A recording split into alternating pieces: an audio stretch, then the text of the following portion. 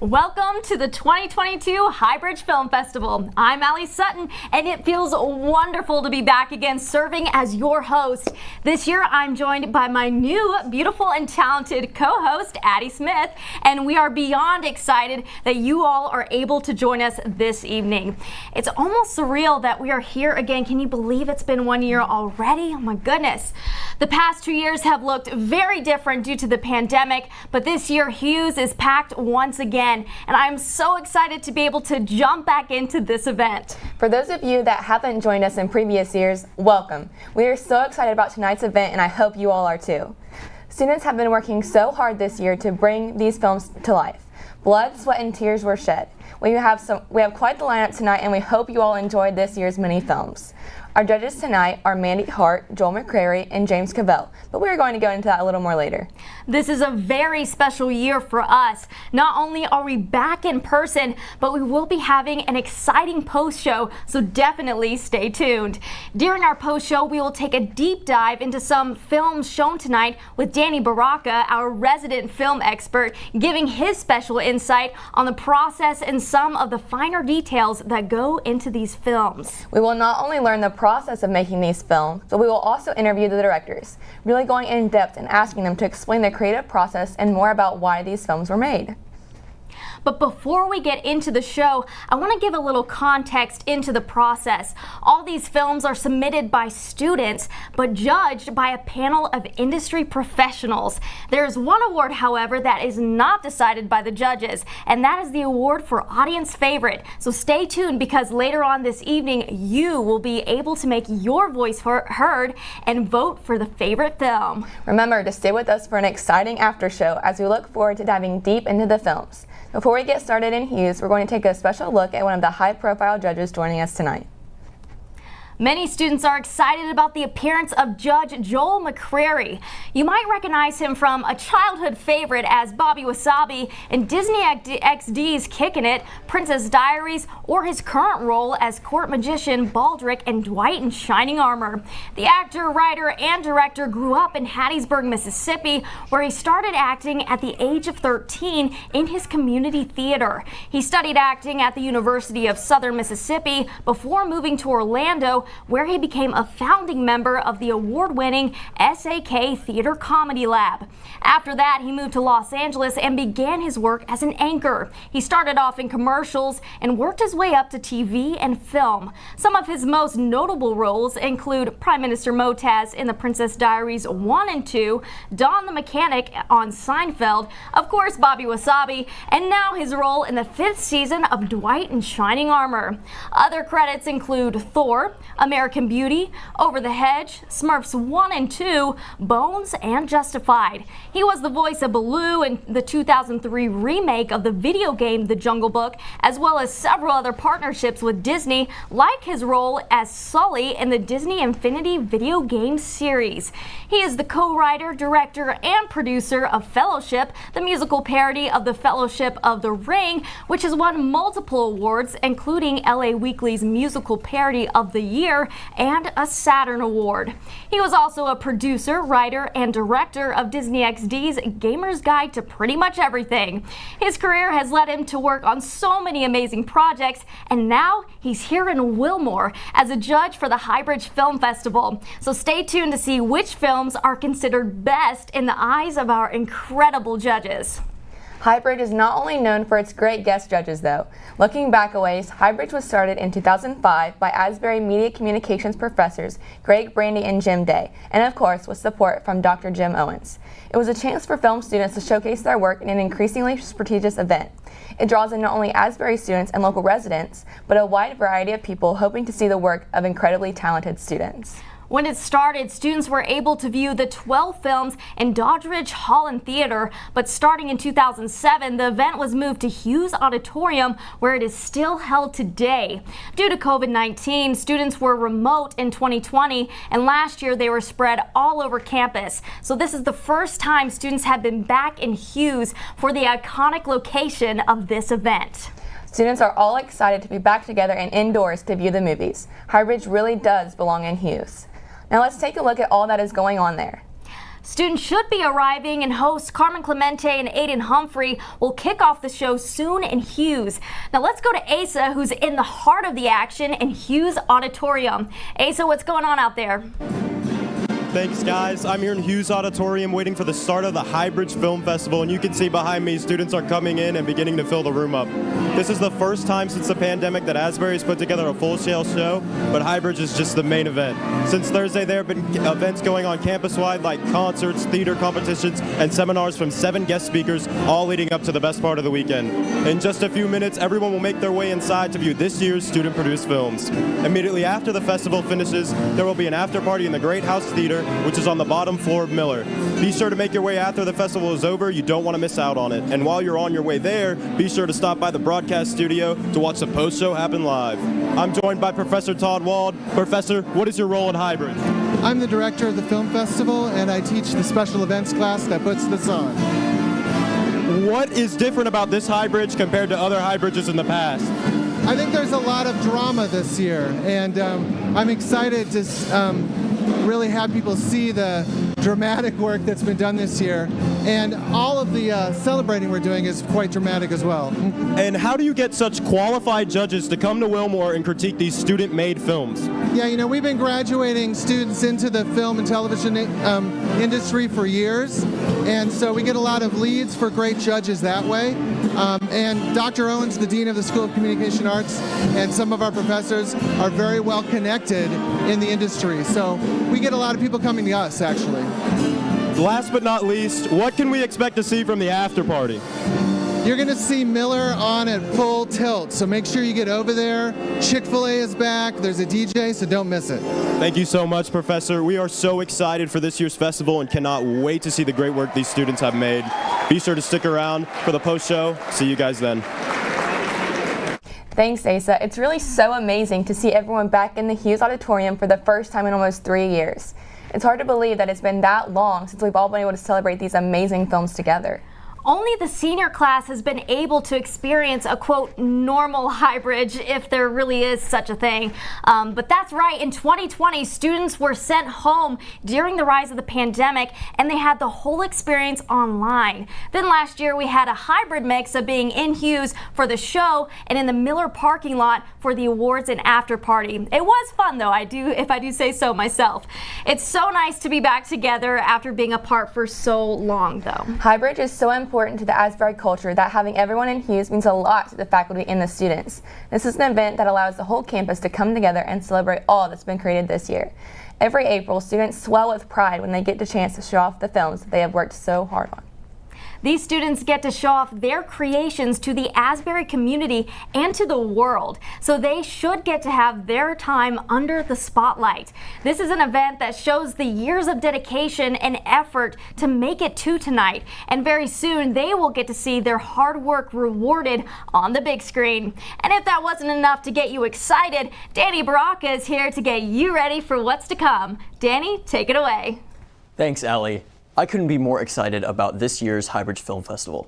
Aside from the festival itself, the 12 films we have to showcase are truly amazing. Students from multiple different majors have put in so much effort, whether on-screen or off-screen, to make this event happen. This year's lineup of films in particular offers a little something for everyone. With everything from horror thrillers to comedic super shorts, we've seen a wide variety of films submitted. This is all aside from the fact that the cast and crew of these films are Asbury students that we know and love. As a film major myself, I've been able to observe up close the work that goes into Asbury student films. I can tell you from personal experience that our current students have poured so much into their work, some working for almost a year for the 8 minutes we see on screen. Tonight, we want to celebrate their hard work by giving them the spotlight and showing our love for the stories they've told. This night isn't just about them, of course, it's also about you, the audience. If you asked each filmmaker represented, they would all say that they hope their film positively impacts you personally. That could be as simple as a laugh or maybe even a few tears shed. Either way, we're here because you're here. Tonight, we have queued up several noteworthy films, all from our very talented Asbury students. A film called Sitting Ducks, for instance, was directed by Joel Pletcher and stars Gavin Reed in a powerful lead performance. Loop, directed by Mal Vasquez, is an intense psychological thriller that bends space and time. We additionally saw some young mavericks emerge this year. Ian Mwang is a sophomore film major and director of Masquerade. The composer of the score for Masquerade is one Liliana Fisher, another young director who gave us a horror thriller called How Long Have I Been Here? Indeed, we have several films from sophomore students, a rarity in a film competition that is often dominated by upperclassmen. From our theater department comes gifted on-screen actors such as Lucas Ross, a senior and winner of the Best Actor Highbridge Award last year. Lucas is going out with a bang, giving us 2 great performances in 2 separate films, She Is, They Are, and Average Knight and Miller. On the same level is Nate Thomas, a senior starring in another 2 Highbridge films. Josh Sanders' Average Knight and Miller and Kevin Combs' Checkmate were both made their sophomore year here at Asbury, so they are already 2 years old. Our MediaCom students do not beat around the bush when it comes to making award-worthy films. In the often overlooked documentary category, we have Face the Music, an incredible true story of an elderly woman's journey as a drummer. About so much more than music, this film was a team effort between Joel Pletcher, Abby Beers, and Mason Catter. One of my favorite parts about the film community here is seeing how it weaves students together in a complex way to build a team of intensely dedicated and creative individuals. Whether it's medieval action epics or heartfelt dramas, I'm sure you will love this year's Highbridge Film Festival. Back to you guys. Thanks, Danny, for your incredible movie insight. Yes, thank you so much, Danny. That was very helpful. You know, this year's film festival is just going to be so exciting to see all the films. You know, I think what some of these people don't realize is, you know, these are our friends and friends who have become family. And, you know, I'm not speaking for you, but I'm just so incredibly proud of my friends and family that have created these amazing films. What about you, Addie? I'm so excited to experience Highbridge for the first time and see what all these films are about. And I'm excited that sophomores are making them. And I'm a sophomore, so I'm super excited for that. All right, yes, for sure. Well, and that about wraps things up for our coverage. Yes, but don't worry, Carmen Clemente and Aiden Humphrey will take over in Hughes to help show off these amazing films and their equally amazing creators. We've got so many talented filmmakers that have shown us the proficiency of the media communications program and the skillful work that they have done to get their pieces into Highbridge. And right after the films, the award show kicks off in Hughes. We will have full coverage of the awards and you at home. So now we are going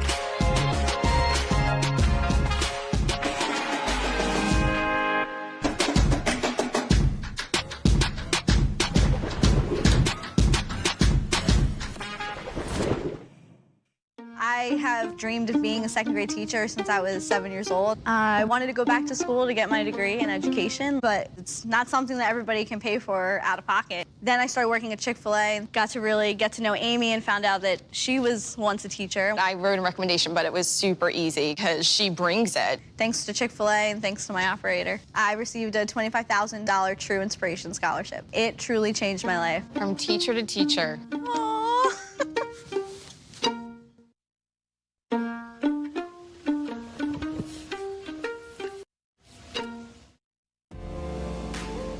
Everyone has a unique and important story to tell. Studio 46 Media will bring your vision to reality through video production, live events, or virtual hybrid meetings. If a picture is worth 1,000 words, then what's a video worth? Studio 46 Media will help you create effective and strategic video content, ensuring that you're able to cultivate a message that shares your unique story with the community. Interested in sharing your message in a memorable way? The Studio 46 Media Live Events team is ready to help you with your project. Whether you're looking to impress attendees with an in-person experience, host a virtual meeting, or a hybrid of the two, we can make any option of your choosing remarkable. No matter what's going on in the world, Studio 46 Media will help your message reach the people who need to hear it most. To learn more, visit studio46media.com.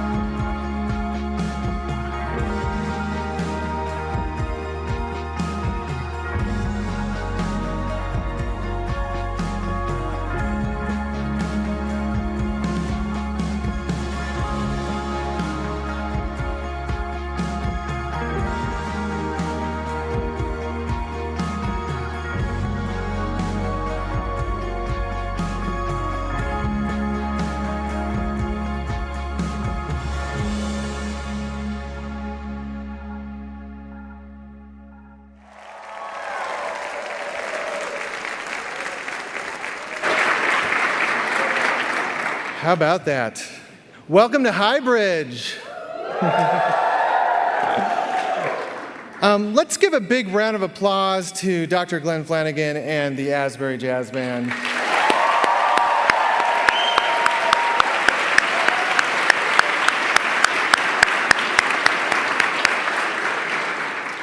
I'd like to start the evening also by acknowledging our sponsors and the incredible work and effort put forth by Dave Groves and Wes Kawaja and our tech support team.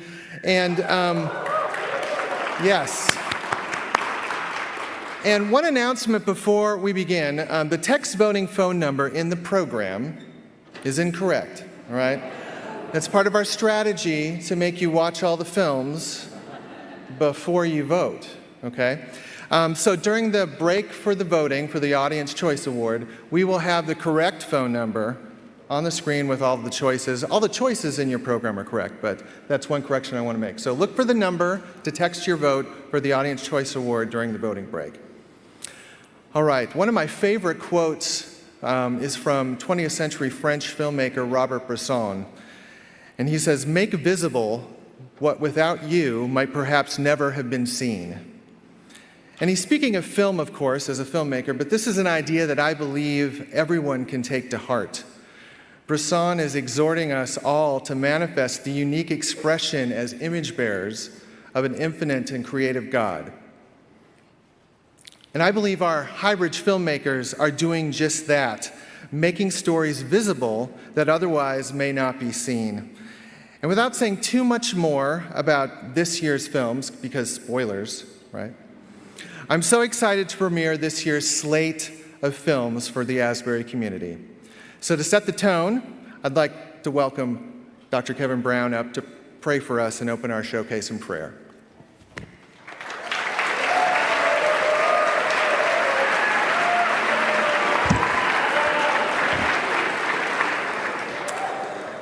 Can we pray together?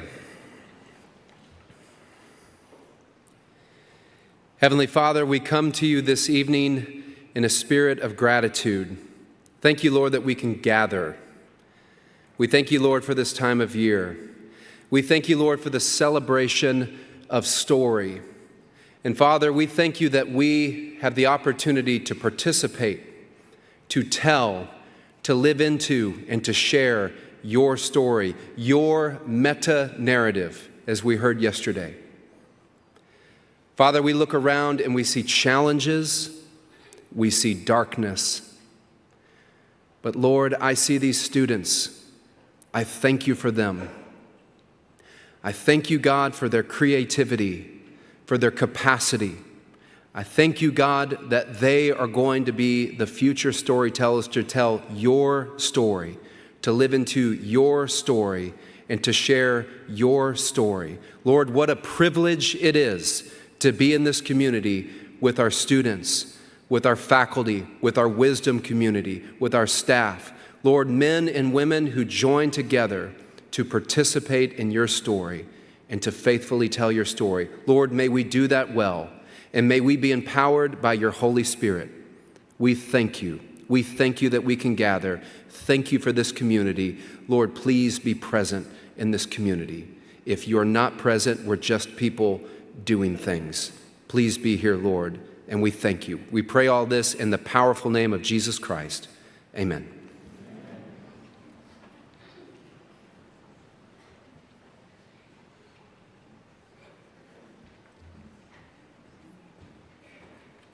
It's great to see you all. It's exciting when we can finally get this night going. So judging at Highbridge is a complicated process. I mean, it starts with students sending in, and this year it was close to 35 different entries. Once they all arrived, our faculty watched and evaluated each one. Then they got together to discuss them, and out of that 35, 12 were chosen. Then these films were sent to our judges, and our judges spent hours reviewing them, sometimes looking at them multiple times, and then they voted, and then they got together on Zoom to discuss the whole process. So some of our judges had never met until they arrived here. So they evaluated and came up with the final choices. Now, once the judges arrived here, we put them to work. They offered classes, they taught classes, they gave workshops on Friday, they met with student filmmakers, and they've had a great impact on our students. So I'd like to introduce you to our judges today. It is a great group of judges. We have really enjoyed them. Let me introduce first Mandy Hart. Mandy is a filmmaker and an attorney specializing in creative content development and intellectual property. She has worked on documentary film productions and is president of Cave Pictures, publishing an independent publisher of spiritually resonant comic books and graphic novels, and of More Productions, which is a firm that both produces culture and provides consultation on creating culture. Mandy, could you stand for us, please?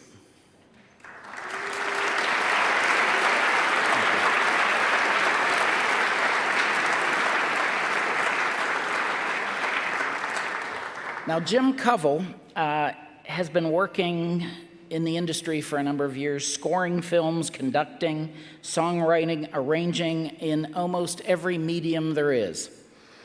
He has written scores for many feature films, including working with the London Symphony. Along with his work in film, Jim has worked for almost every major network and is currently running, if you're familiar with the series Beastmaster on Netflix, and he recently completed creating music for a Tom and Jerry series of 50 different projects for HBO Max. We're delighted also that his wife Karen is with us. Karen is the founding director of the Hollywood Prayer Network. Could both of you please stand?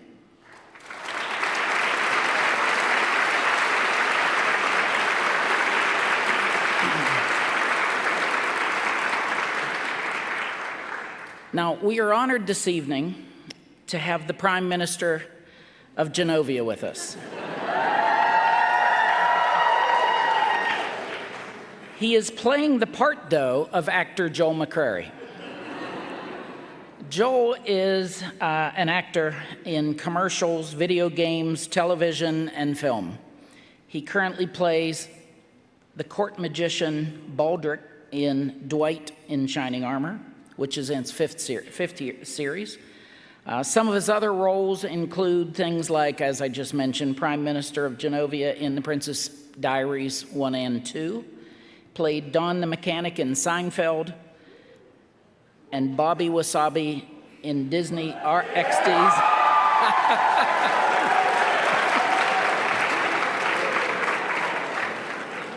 in Disney XD's Kickin' It. And if you look on IMDb, there are 99 other entries I haven't mentioned. Joel, would you please stand?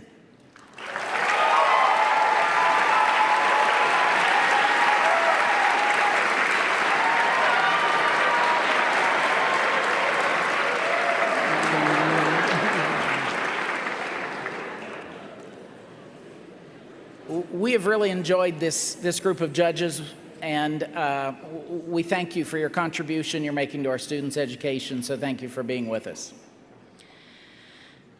Now, we have another special announcement tonight, and this is specifically for media majors, but we would like to announce the Blake and Shannon Bailey Endowed Fund for Senior Storytelling Project. This endowed fund will provide $5,000 each year to produce a film during their senior year. So if you're a junior next year, you will be able to compete for that fund in order to create your film during your senior year. We're excited about that. The winner will be announced at next year's film festival. So if you're a junior, start thinking about this now. Shannon, Blake, would you please stand?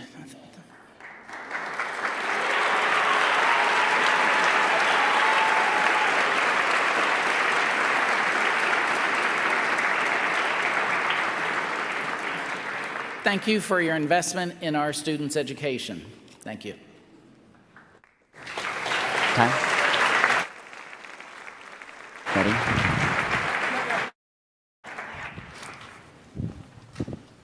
Ladies and gentlemen, welcome to Highbridge. Okay. Thank you. Thank you. Oh my gosh, guys, we're like 30 seconds in. Slow down, gosh. Highbridge 2022. I am so thrilled that you guys have decided to spend your night here with us. But to begin with, we have some housekeeping to get underway. I must announce that we are a tad understaffed.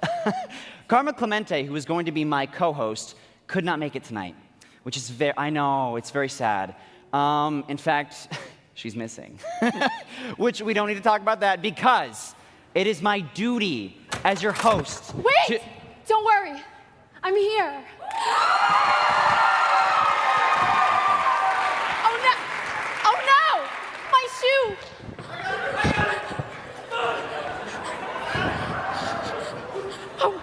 Really? Really? No. Okay. Shoe.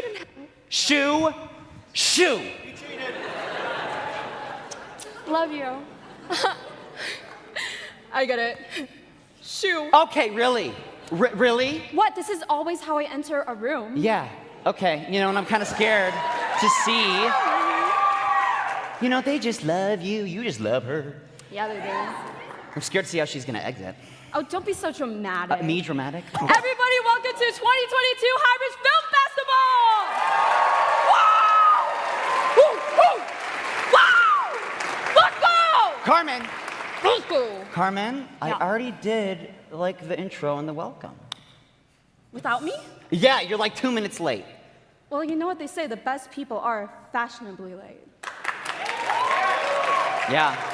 Yeah, I'm sure our professors would agree. I'm sure they will. Yeah. Hey. And besides, I look great. Yeah, you do. Anyway, Carmen, everybody. Stop it. Thank you.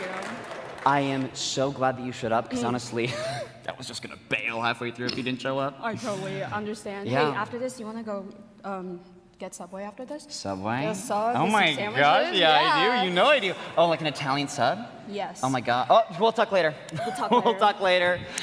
Guys, it is our Guys. job as your hosts to make sure you guys have everything that you need. Everything. Yes. You know, it is our duty to make sure that you all are as comfortable as humanly possible. Humanly. So if anybody needs anything, all you gotta do is just raise those hands and Raise say, it up.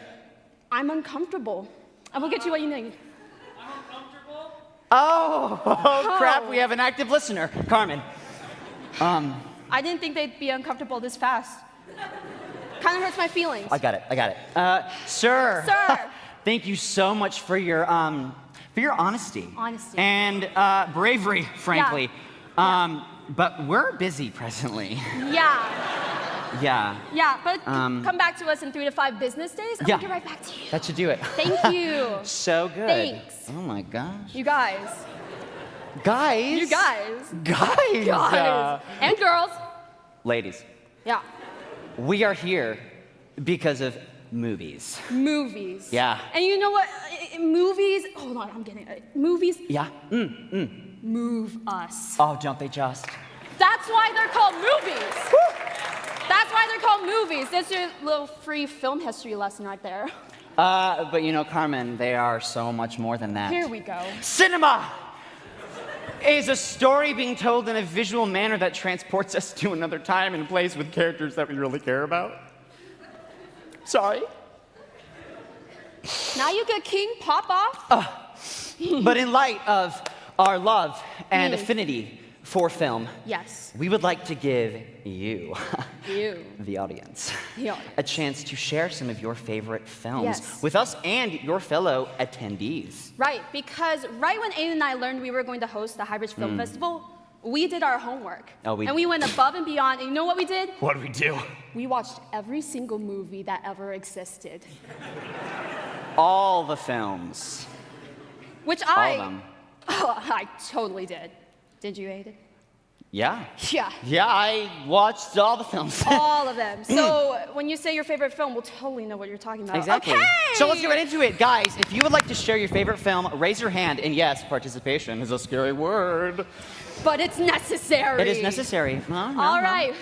All right. Here, Yeah, you first. yeah. I'm nervous. Seriously, raise your hand, guys. Seriously, come on. what is We're at a your- show. We have you, sir. Oh my goodness. Oh What my is your gosh. favorite film, sir? Back to the future. Oh, Back Back to the Future. Hey. I heard that's the sequel to. Back to the Past. Yeah, where Yeah. they go They go back. back. Why isn't it forward to the future? It's so strange, isn't it? Yeah. How things like that go. But yeah, the story is about the overcoming your past. Yes. And how we should really go we should go to the future. So profound. It's so good, guys. So good for the heart Thank and soul. you, sir. All right. Thank you. Totally watch that movie. Totally watch that movie. All right. So good, so good. All right, let's go to this aisle. There are hands. Over here, follow us, All hands. right, let's go, let's go. Oh, yes, you, sir. Oh, hi, Brent. Oh, Jurassic Park. Jurassic Park. That's my favorite Jurassic theme Park, thank you. I love the roller coasters there. Yeah, so, So tell us about this film, Carmen. Jurassic Park is about this theme park that goes into ruins because there's that guy. The guy. The guy with the thing. Yeah. on the face. It's called a mustache.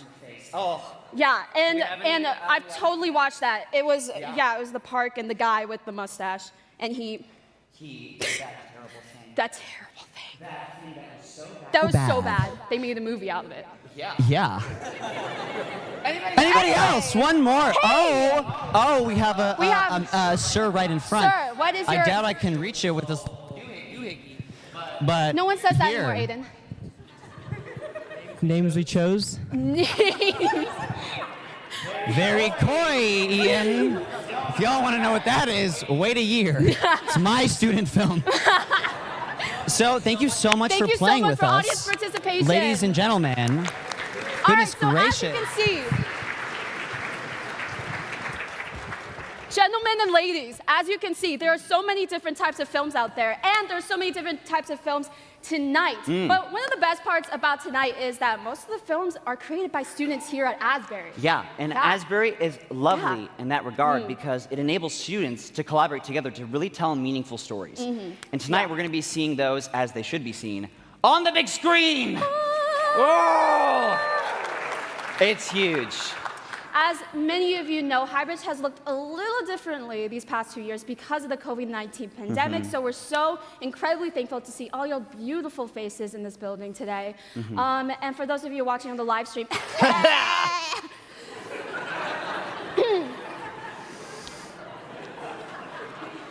but seriously, thanks for watching. Hi, Mom. Hi, Dad. Yeah. And for you MediaCom students who've worked all year on these films, we just have a few questions. A few, yeah. I see them right there. Yeah. Did you get enough sleep? Have you eaten food? Are you staying hydrated? On water, not energy drinks? Not Monster energy drinks. Okay, why did you just look at me when you said that? No reason. How are your grades, by the way? Oh, not going there? All right. No. But seriously, if you need anything, anything, guys, just remember, raise those hands. All right, anything at all. Okay. No one needs anything. Good. Get it right to you. Yeah. Really? This. Okay, sir. Sir. Gosh. Sir, we've been over this. You need to chill. Okay, we're hosting a show right now. We'll get back to you. Carmen, I'm so sorry. Back to the future. Sorry about that. Yeah. On the eve of your finale. My what? Ladies and gentlemen, I'm sure as you know, Carmen Clemente This wasn't in the hosted script. the sophomore musical. Hosted. She directed. Oh my I'm gosh. wrong. She directed. Yeah. Bring it up. No. What are you doing? Yeah. We didn't rehearse this. And naturally, Aiden? with her being so musically inclined. No, I'm not. Why? No. She's going to sing a musical finale for you all. Aiden Humphrey. Oh, come on, it's okay. No, please, no, please. Ready? Wait, no, ready? no, Are you no. ready? 3, 2, No. 1. We're at Highbridge, watching movies. Some are scary, some are funny. All of them are really good. Yeah. We're in the Hughes building, and after this, we'll eat Chick-fil-A. This is Aiden. Yeah. This is Carmen. This is Highbridge. Yes! Woo! Thank you. Thank you. Yeah. Aiden, there's a reason I directed the musical and didn't sing in it. And now we know. Ladies and gentlemen, let's watch some film. Roll the film! Roll it!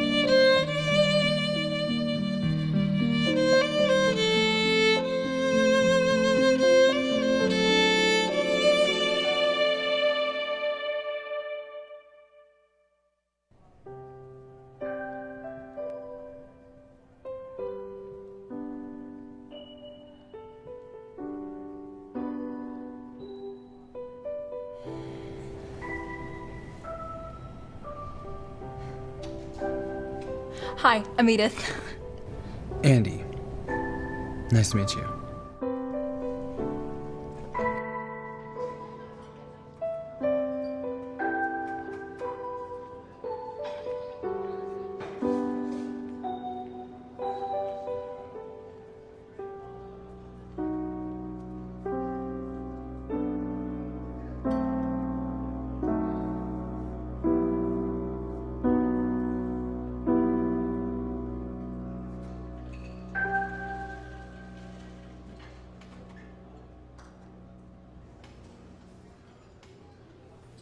So, how would we change this harmony progression?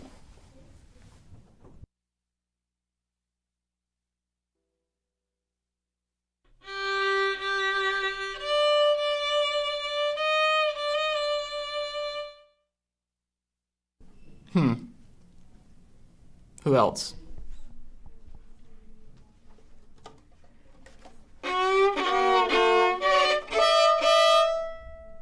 Perfect.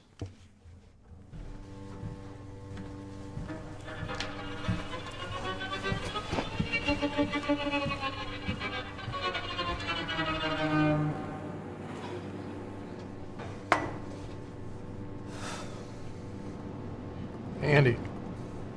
You good? What, do I have ranch on my face? What? No. You're good. I'm good.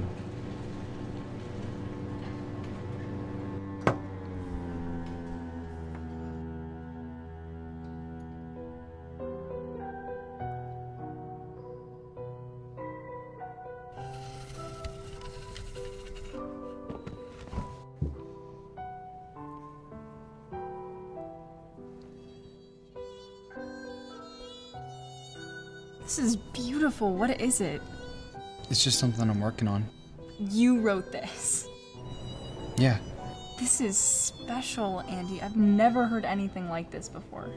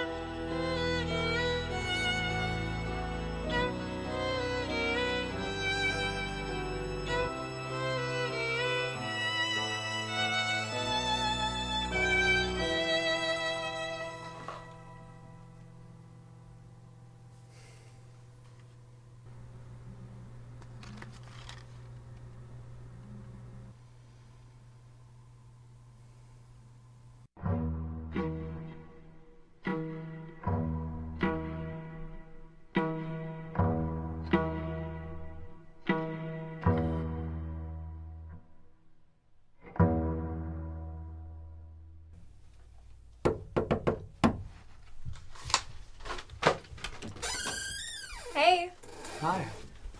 what's going on? I'm working on music. What do you think? You changed the ending. Yeah, I did. Do you like it? Do you? I guess. I think others will. Shouldn't you be making music that you will like? I need you to go to the bathroom. I'll be right back.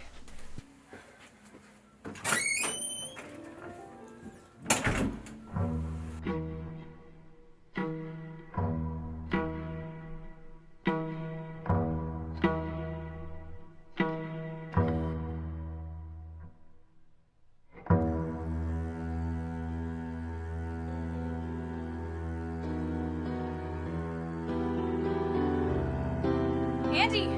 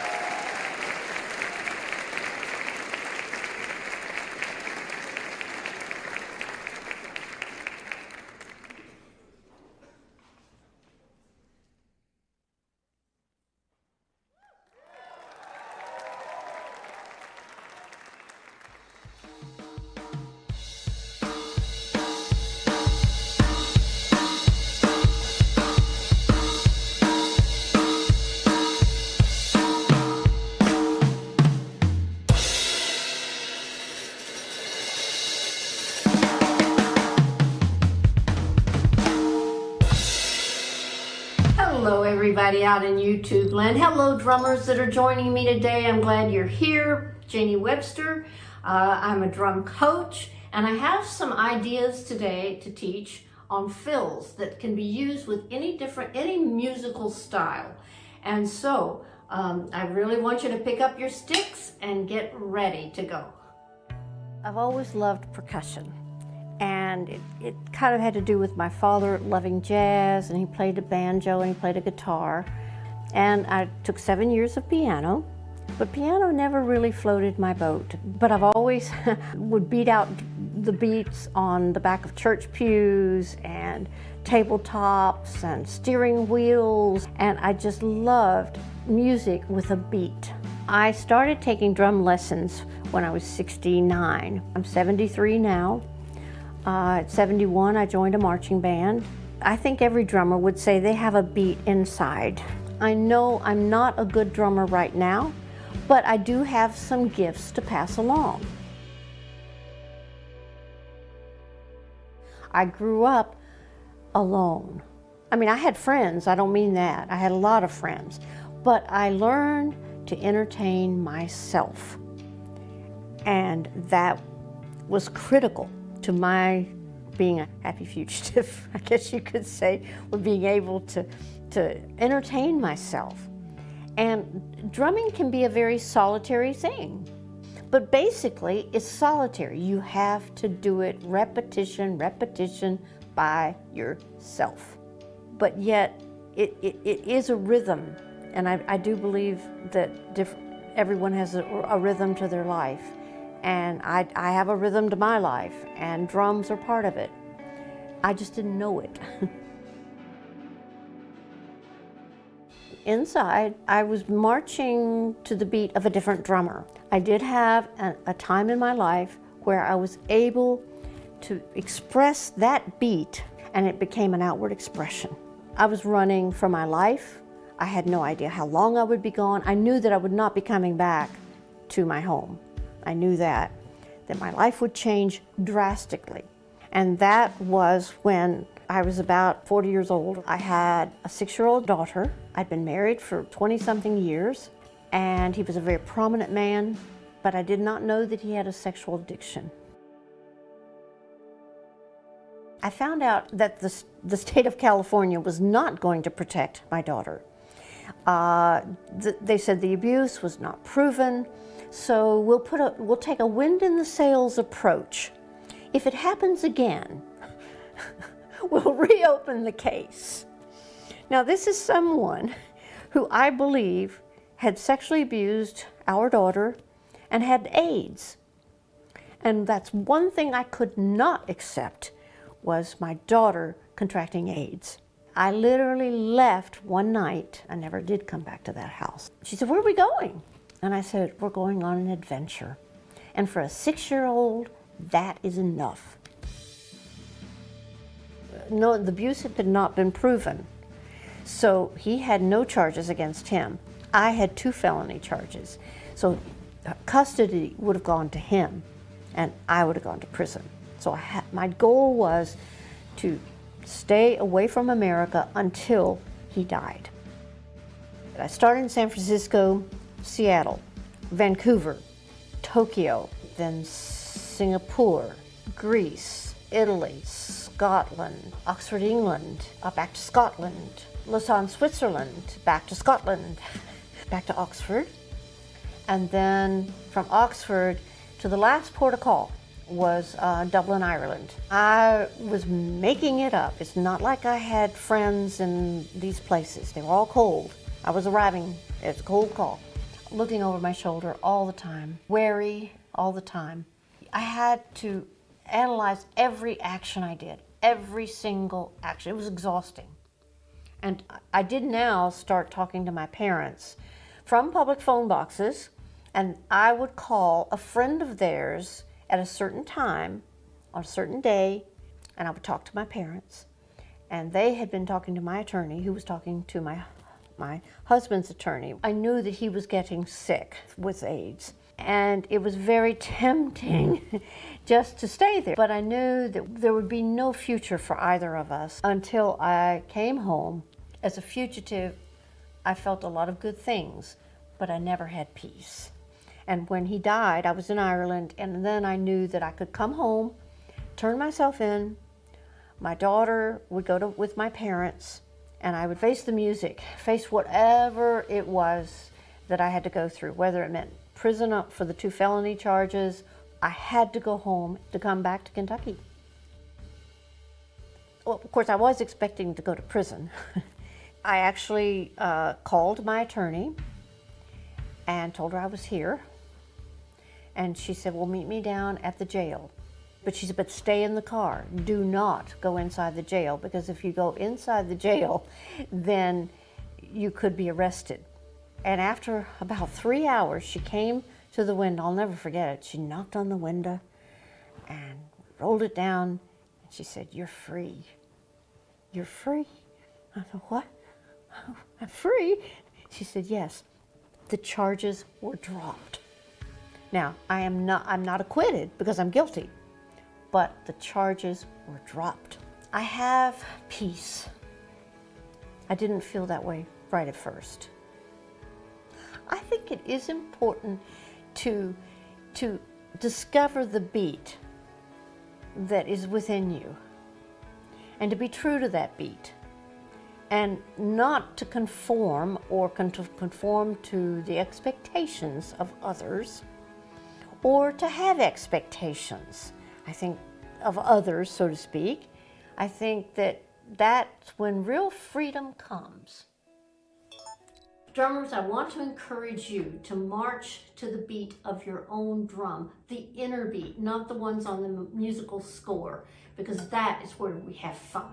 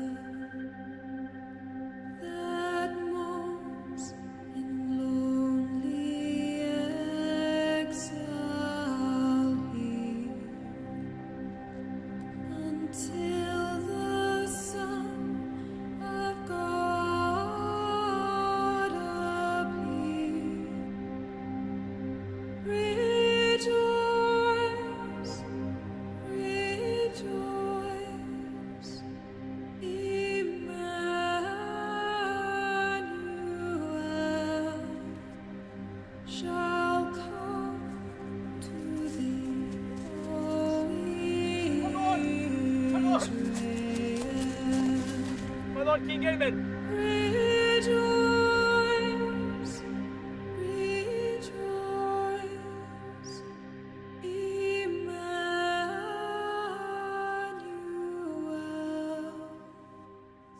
shall come to thee, O Israel. You're here sooner than I expected. And I assume you know the reason for my approach. I suppose you wish to kill me. I pledged my life to keep you on that throne. But while I was out fighting for you, you came into my home, defiled my wife's honor, and left her dead. I am here to ensure that it is restored. I pledged my life for you. I made a vow. And today I break it. Or do you? One man against a king, with an entire legion at his disposal, not to mention in front of my loyal subjects and my sister Marielle. I can't tell if you're brave or foolish. Perhaps neither. But then again, you don't really have anything to lose anymore.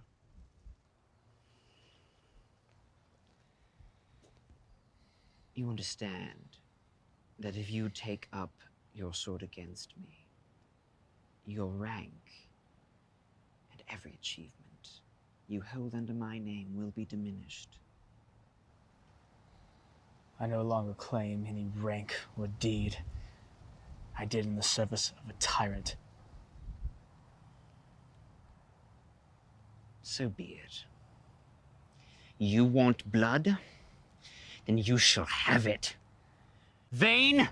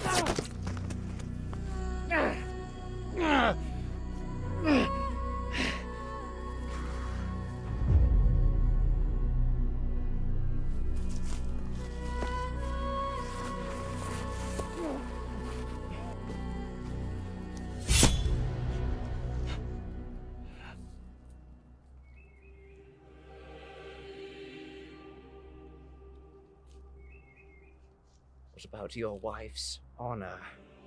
Her honor is restored by the stripping of yours. And how do you suppose you will do that?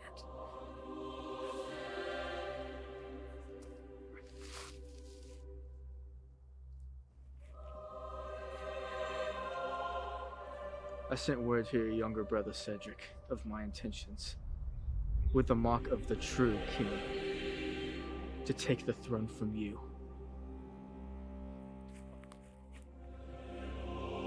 cannot do this. I am the king!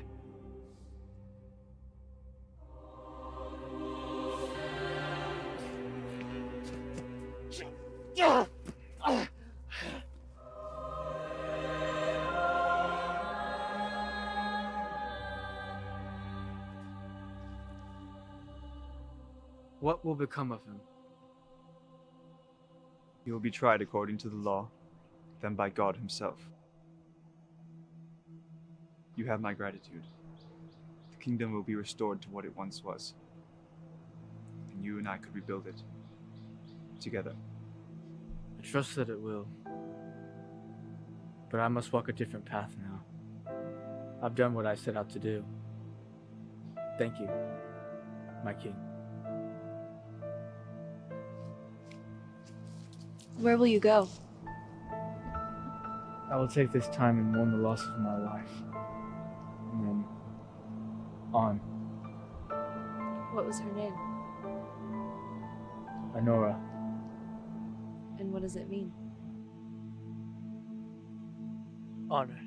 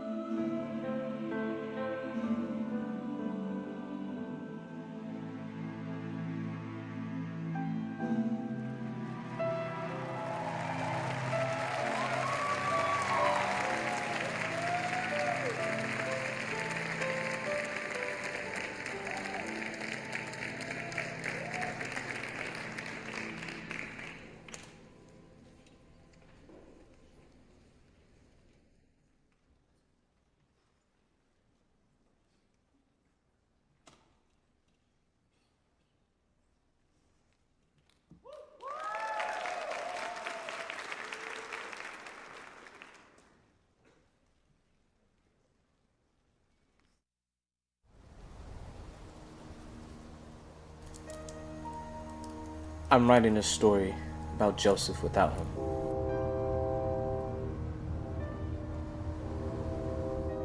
So you're a writer?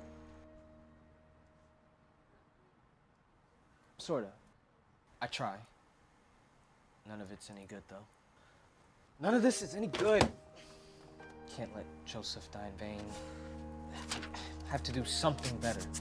Who's Joseph? Every blonde little boy looks the same.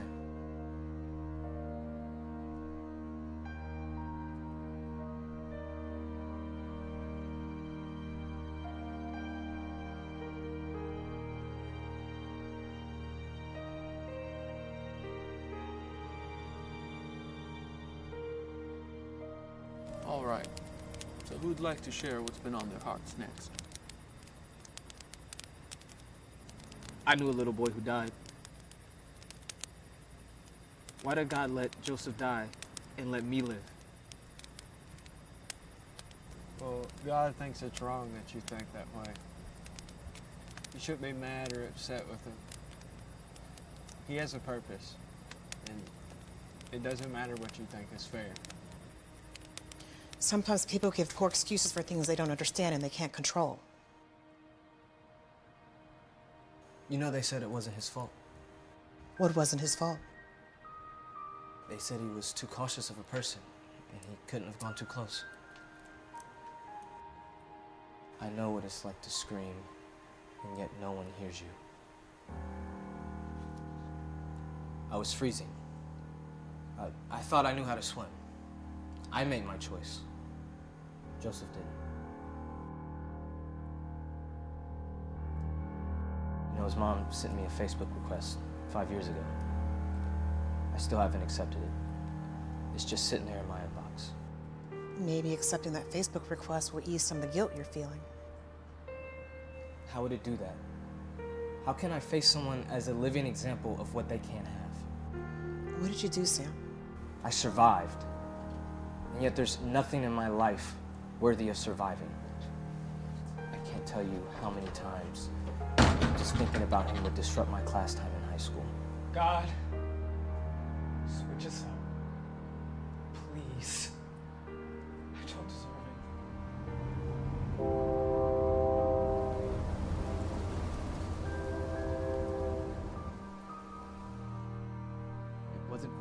It isn't fair. I deserved it. He didn't. How am I supposed to keep his memory alive when my existence mocks his very death? What have you done in your life, Sam, to make your life worth living? God grants mercy to those who deserve it. If Joseph were here, his life would be a lot better than mine. How so? I've had breathing issues since I was small. He's not breathing. Jesus. Please, Jesus. I was taken to the hospital after. My life was brought back by some miracle. When Joseph was pulled out of the water, his body was hard from all of it, and he was put on life support. God could have saved him, done some miracle in his life, but he didn't. And why do you think that God kept you alive? I think God kept me alive to torture me. I think he has some sort of vendetta against me, because he knows I don't deserve to live. And do you believe that's true? Yes, because I've gone through things that Joseph would have never had to go through. I have mental illnesses that keep me in fear constantly throughout the day.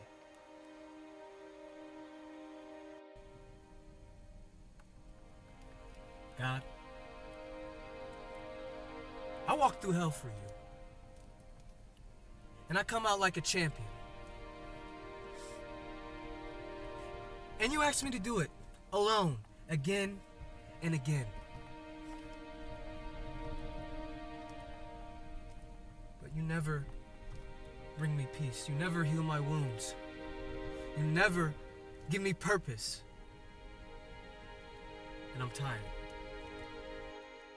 So you've given up your faith? If I were to give up on my faith, I'd be denying the fact that I'm alive. But I can't stand God. Believing in him has never made me feel safe. How would Joseph's life be better than yours? Because Joseph liked trains. Not like the ones you see in cartoons, the big trains. He could have been an engineer. I have no idea what I'm supposed to do with my life. Every time I feel like I have a glimpse of purpose, it slips away.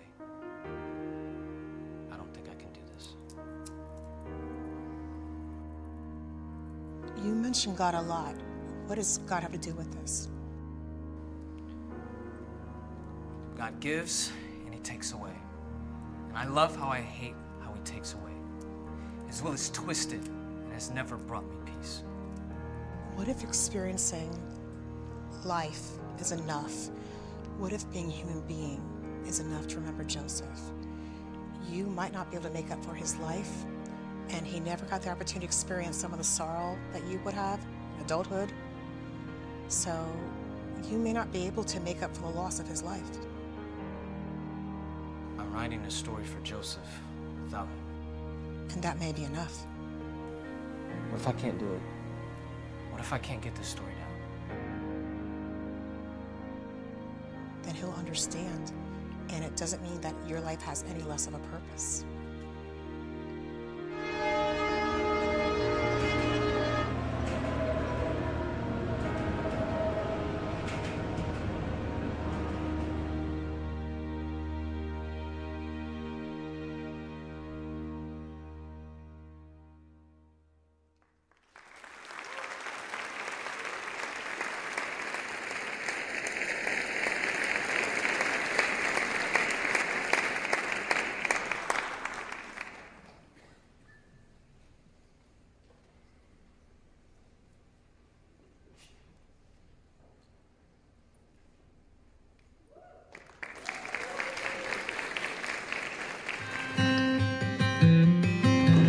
Okay, I gotta get to work. I love you. Thank you, buddy. Mom, peace. Oh, thank you, buddy. Love you. Be good, okay? Take care of your sister. I can read that book for hours, please. Sure about that? Mm-hmm. Why do you always have this book here? I'm doing a book thing for you. You did that. No, you did. We're gonna do our chores and you're gonna help me. Okay. Let me help brush my teeth. But I'm reading my book. Come on. I always have to do this.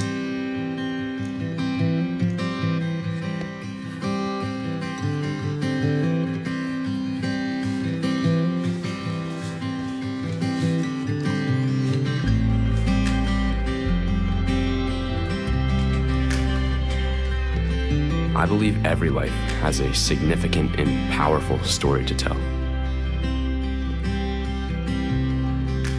It appears to me that when you read into anyone's story, it's best not to judge a book by its cover. Hey, class! Today we have special guests here from Independence Bank. I want you to meet Phil. Hey, Michael, how you doing? What's your favorite book? Perhaps with each turn of the page, we'll see we still have a lot to learn. What time did you go to bed last night? I don't have a bed. I have learned that even as you read into the best stories, at some point or another, we all struggle. We need a hand, and not necessarily a hand out, but more like a hand up. So when I look back and try to learn from the various scenes of my life, 7 years ago, I think about the people who helped me the most. It was those who have learned that we are all created equal, those who are forces for good, and those who help others write a better story. I've learned that life is about integrity and commitment. It's about standing tall and staying true. And as I turn the page on the next chapter of my life, I think about the lessons I've learned. Our next scholarship recipient is Michael Smithson, $10,000. In my book, I'm certain that my story is not done, that our collective story continues. And the best lessons taught me that, in the end, the moral of the story is that good always surfaces. Good rises to the top, no matter what. Good goes forward. Attention, class. I'd like to introduce our friends from Independence Bank. Hey, Kate, here we come. It's Alan. It's nice to meet you. That's so funny. What do you like about it?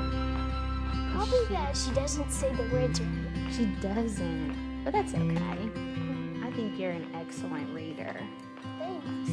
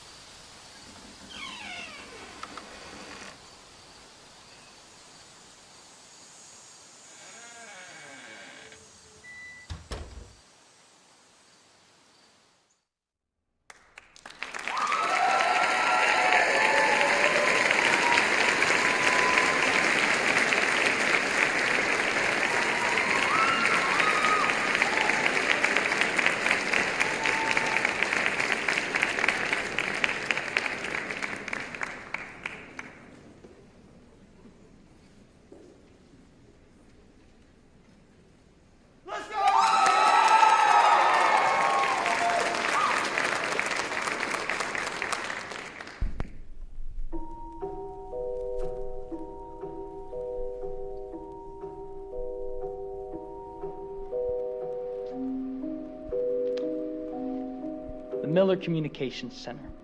Film students come and go every day, but in tonight's story, it's an eternal nightmare for one Lucas Ross. What you're about to watch is one man's late night studies turn into an episode of mass hysteria. But don't be scared. After all, it's just an average night in Miller.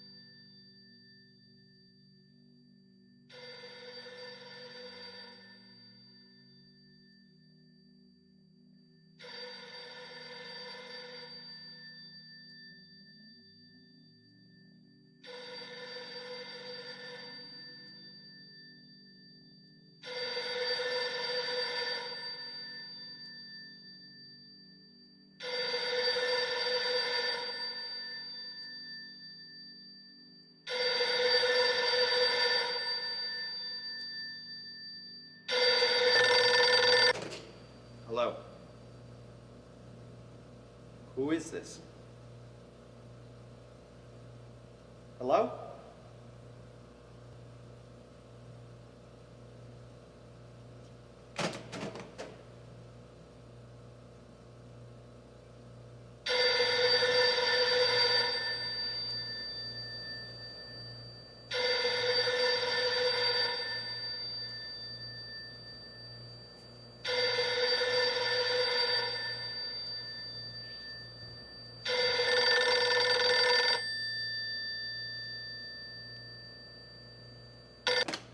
I don't know whoever you are, but you need to stop.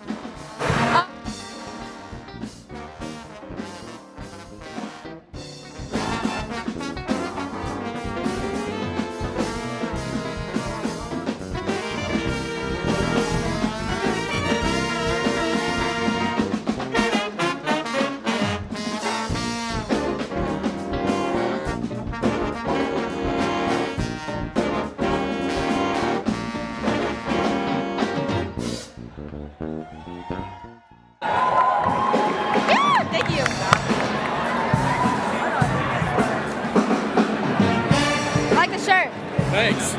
Like you.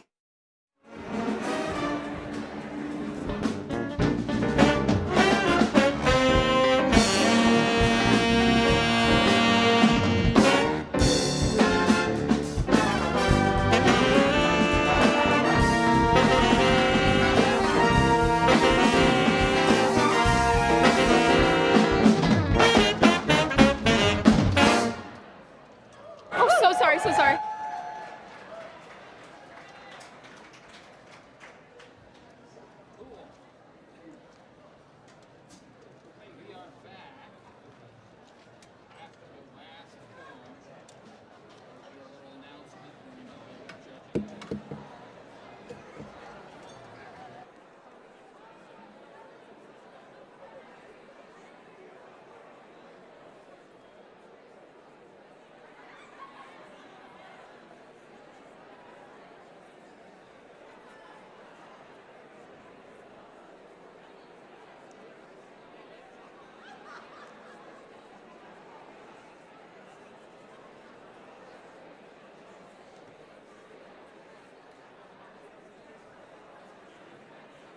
Go.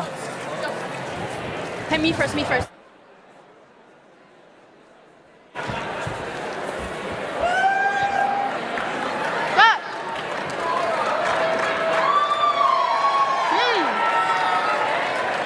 That was good. Hey. What's up, guys? What's good? What are you guys doing? Yeah. What are they doing? Me and Carmen, we Hey, Aiden. Yeah? Hi. Hi. Why are you dressed like that? You know, it's funny you should ask. I thought considering I made a little debut, you guys would like to see the real deal. Come on, dude. Really? I mean, it's a choice. I'll give you that. You know what? Okay, if you can have your little, I'm late to Highbridge and I lost my shoe, then I get to have this. Yeah, you're right. You're right. Thank you. Hey, you're getting mustard on that. No! This is the schools. Don't Careful. come at me. Hey, how's everyone enjoying the film so far? Yeah? They're amazing. So good. So good. Hey, you know what I love? What do you love? This meatball sub. It's so good. I So got turkey good. ham. And actually, not even joking, we have an extra one. Yeah. Does anybody want this? Actually. Oh, really? Come on and get it. Come and get it. Yeah! Take meatball sub. Yeah, thank you. Oh, JP. Give it up for JP. Welcome. Thank you for coming. So good. So good. So good.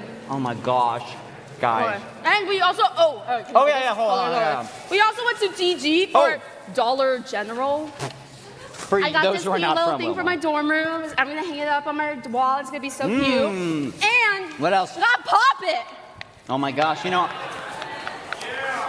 I'm a little different. I got some Degree 48-hour deodorant, which I'm gonna keep in here.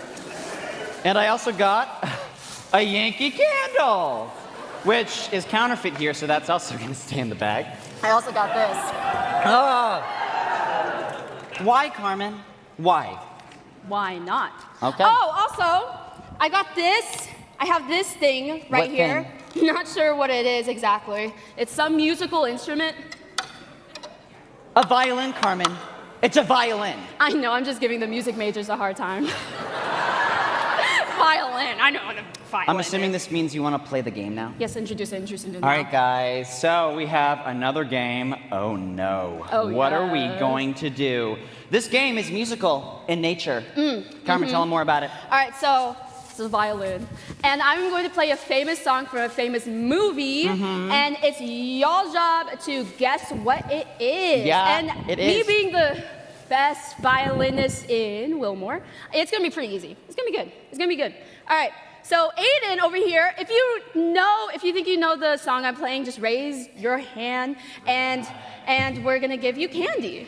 Candy? Because who doesn't love candy? Yeah. I actually, But you know never what mind. this I almost ate one requires? earlier. Participation. Participation, guys. And I know, because I think we got a problem Hey, earlier. oh my gosh. Participation is All really right. scary. And there's a only lot of unknowns. And there's only 2 songs. Only 2 songs. Chances So, to. go ahead, Carmen, take us away. Okay. Ready? First song. Oh my gosh. Only one? Okay. Oh, two. Oh, wow. Yeah! Joel, what song? Jaws. Yes! Did you pass back that Milky Way? That was a really hard one. So I'm good. so surprised Thank you got you. that. All right. All right. This is the Carmen. second song, last song that I'm gonna play. No. Hold on. Let me think. She's so good, guys.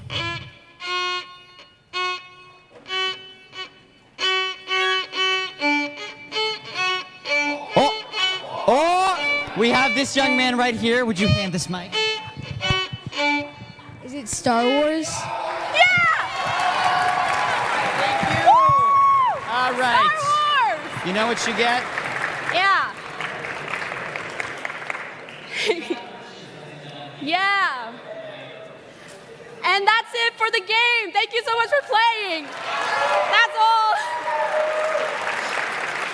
That's all the songs I know. Not even to play the violin, but no. And guys, I really hope that this for you allows you to appreciate why music is so important in film. Isn't it, Carmen? Yes. So important. And as we watch the rest of these short films, just sit back, relax, and if you need anything, literally anything. Anything at all, we'll get you what you need. Anything. Oh my gosh. No, okay, you know what? We heard you the first time, okay? And the second. You know what? Now the third. And if you keep up this little act, we're gonna bring up, I don't know, Greg Hasselhoff. Oh yeah, he's gonna come up here? Yeah. Yeah. Whoa! Oh! Slap you! Just slap you! You're in it. Oh, you're gonna slap him. Go up and slap him. Yeah, we need you to take care of this guy. He's out of control. Oh!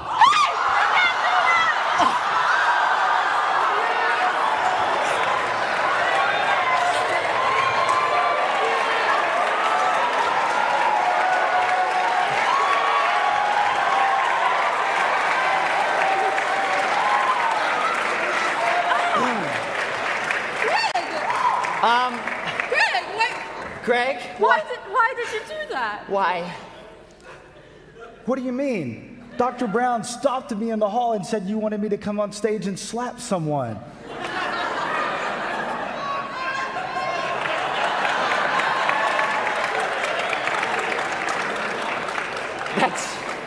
That's so considerate of you, Kevin.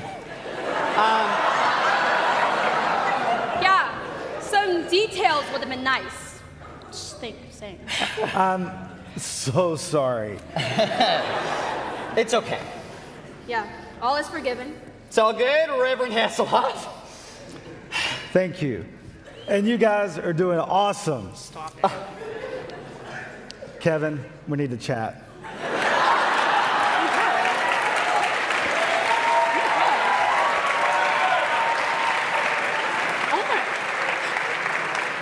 Someone's in trouble. Yeah, look out in for trouble. that. All right. It's been really. Can you believe we just got schmacked? And complimented by Greg Hasselhoff on the same day. I know. I feel like I could do anything. Anything. Anything. Want to watch the rest of these films? Yeah. Yeah, let's do it, guys. Roll it. Roll the film!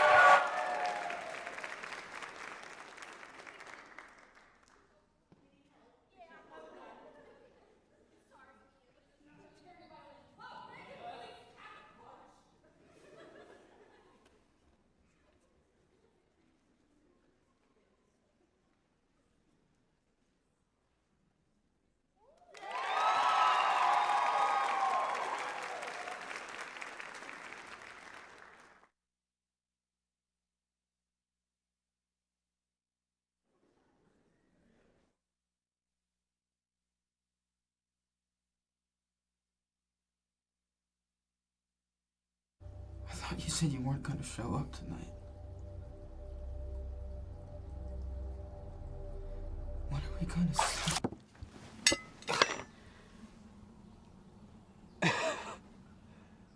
am I gonna learn?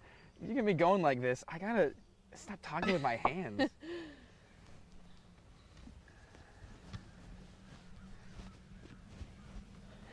I thought you weren't gonna show up tonight. 422. I mean, you know how it is. It's bumper to bumper. I tried. How is the I love you. I met with Jeff today. Jeff? Jeff, the financial advisor that my parents told us to. Do we really think that's a good idea, Joy? Giving our lives together. Yes, I do think that's a good idea. No, you know that I know we need to do that, but I don't get why your parents have to. My parents, what? They're just trying Well, to. I just don't understand why. We can't figure this out.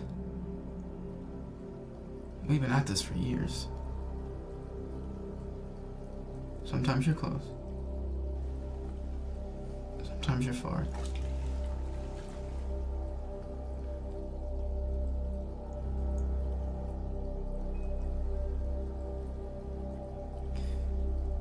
You've just gotta. We've just gotta stop.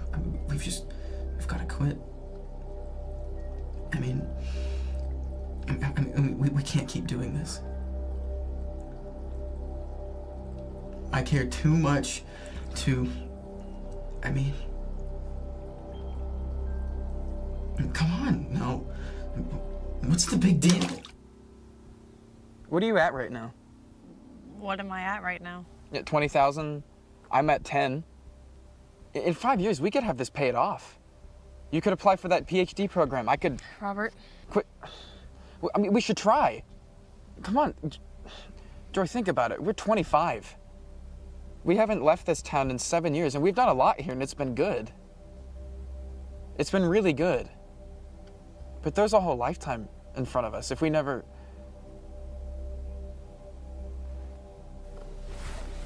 doesn't that scare you? I don't think that's what should scare us.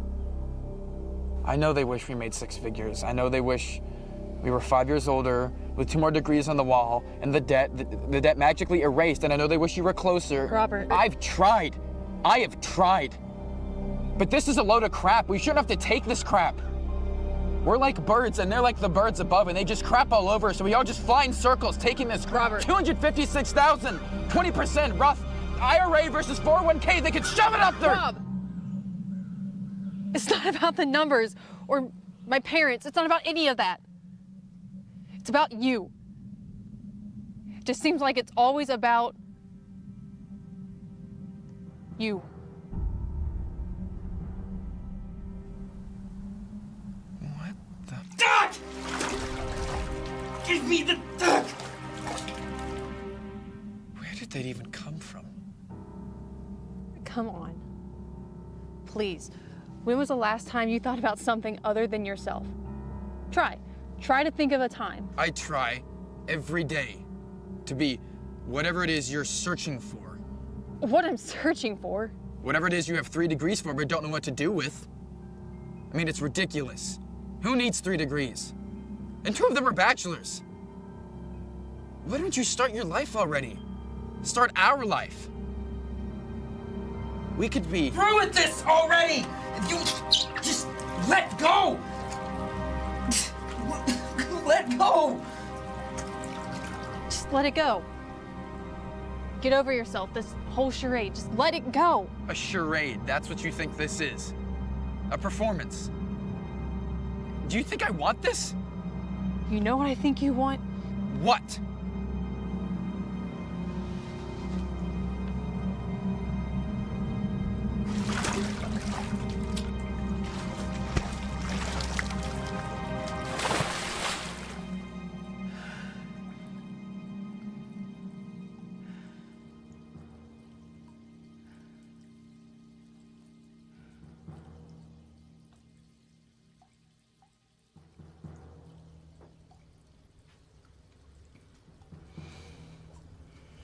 I'm done. No, I'm done. You're never going to. What? Say it. Try. No.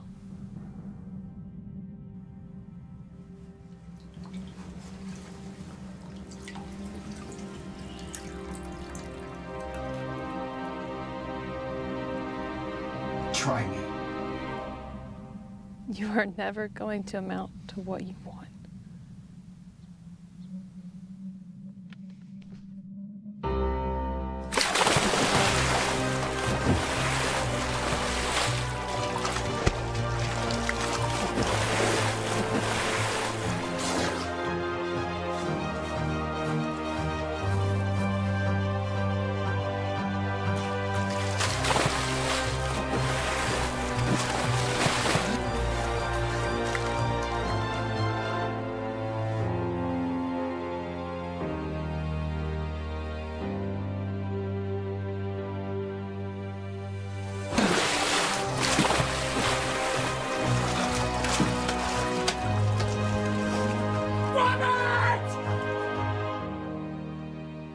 Joy!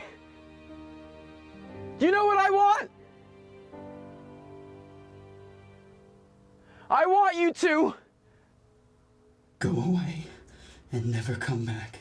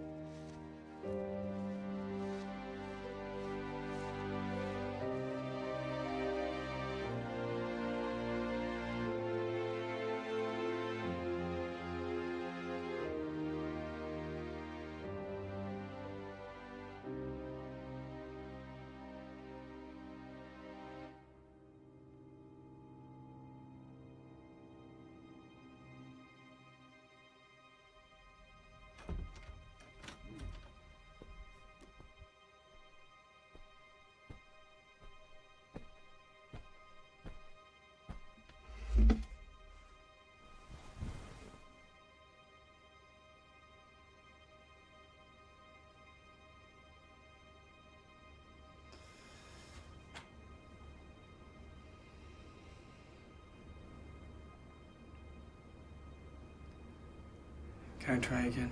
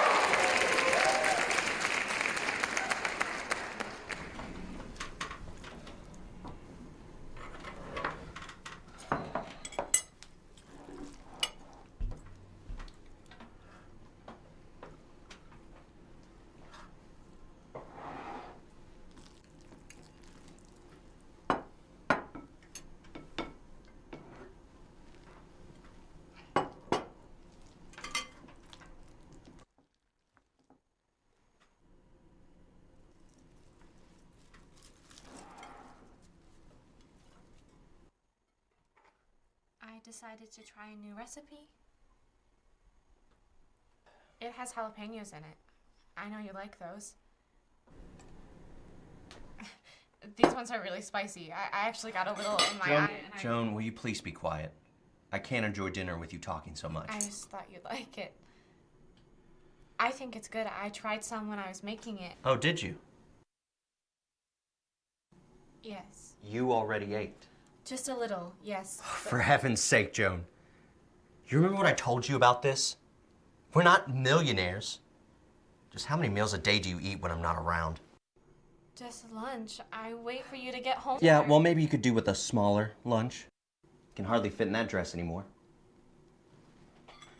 And don't you go spending my money on food I never said you could buy. Since you already ate.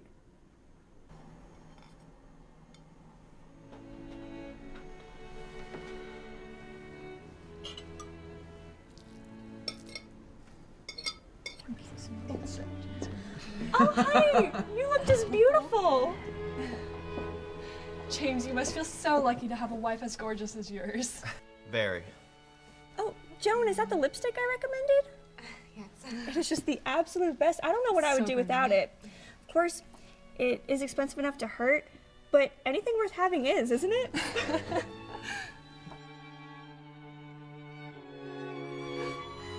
You know, I just remembered. I have to be into work early tomorrow, and we really should be going on.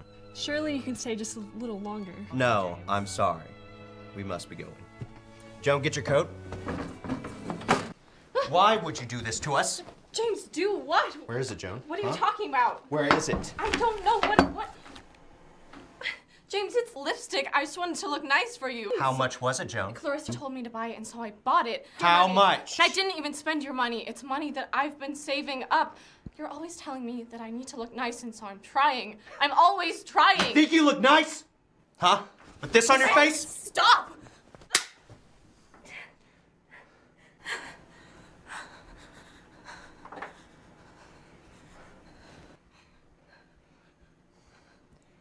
Tomorrow you're going back to the shop and you're returning that lipstick. And you will never spend my money and flaunt it in front of my friends like that ever again.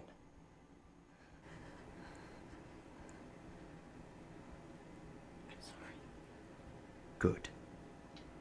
Now let's get your mess cleaned up.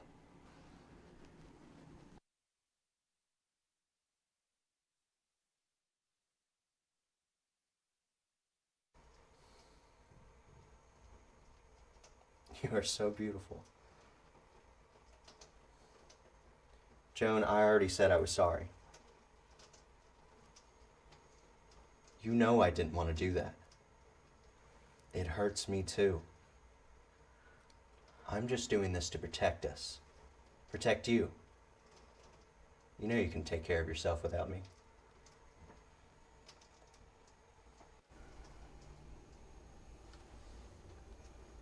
Are you coming to bed?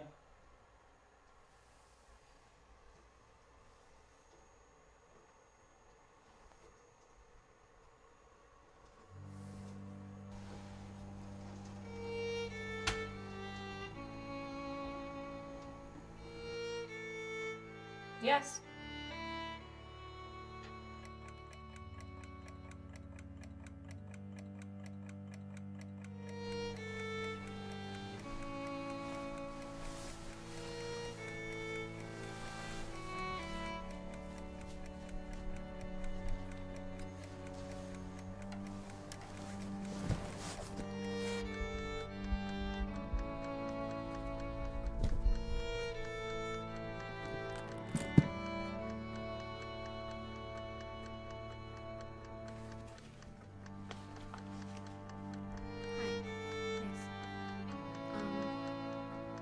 For 4 o'clock, 3:14 London Drive.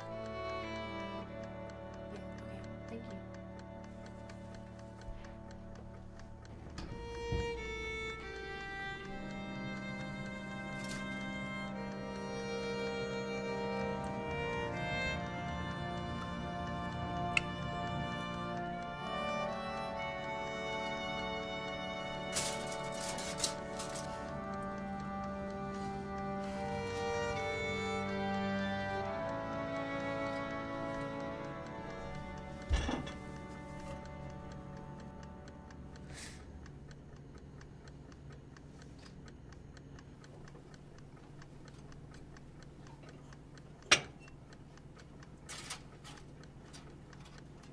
Joan, what do you think you're doing?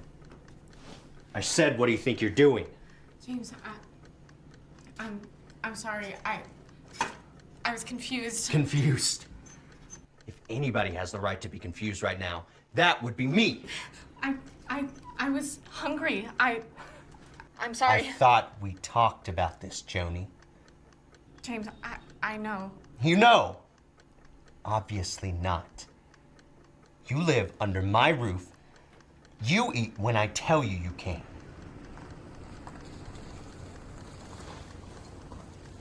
Where you going, Joni?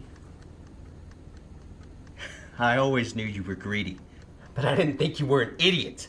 Stuffing your mouth with food in the middle of the night might be confusing, but not as confusing as this. Not as confusing as a woman sneaking around in the dark, leaving her husband, the man she loves, and who loves her. Let me go. Joe! Joe! Get back here, Joe!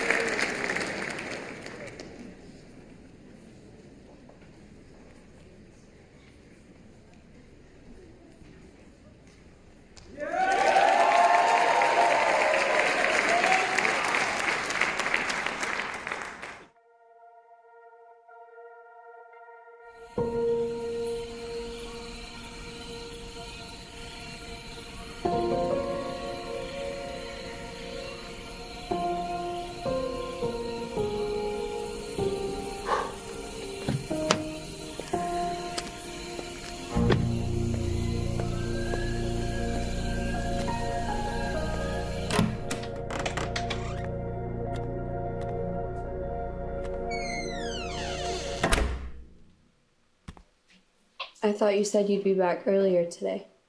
I thought I would. Well, can we just talk about this some other time? no, I barely see you. You leave early, you get back late. We haven't had a single meal together, let alone the chance to talk. What is going on? The company has been busy and... They what? Need you? I'm just busy. Tell them you need time off. Can't let them down. You can't let them down, but you can let me down. Just talk about this some other time. When will you be honest with me?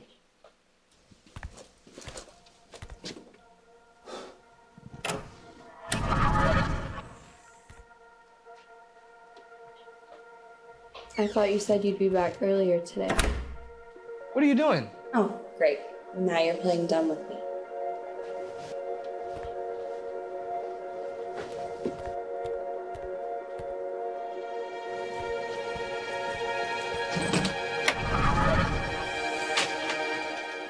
I thought you said you'd be back earlier today.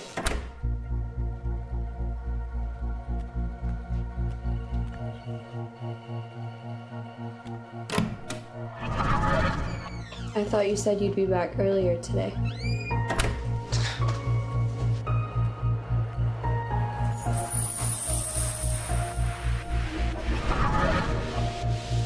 I thought you said you'd be back earlier today.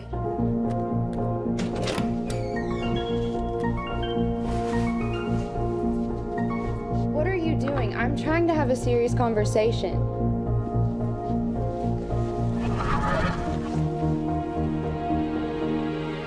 You don't have to sneak in. I know you're coming home late. You said you'd be back earlier today?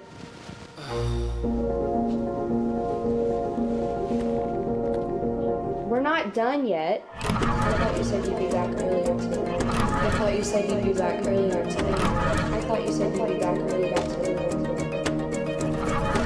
I thought you said you'd be back earlier today.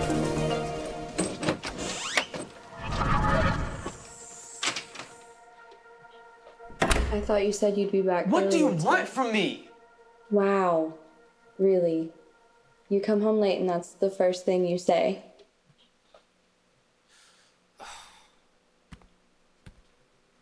You said you'd be back earlier today. I know. I just had to work on a project for work tomorrow. I barely see you. You leave early and you don't get back until after 11 o'clock. We haven't had dinner together, let alone the chance to talk. What is wrong? I'm just busy. You behave as if you don't care about us. I do care about us. Prove it. Okay, if this is about me coming home late, I'm sorry. I know I said I'd be back earlier when I wouldn't, but I do care about this relationship. I just dread coming home because I feel like I'm not respected here. Respected? There isn't even any communication here. How am I supposed to know what you want when you're not even here?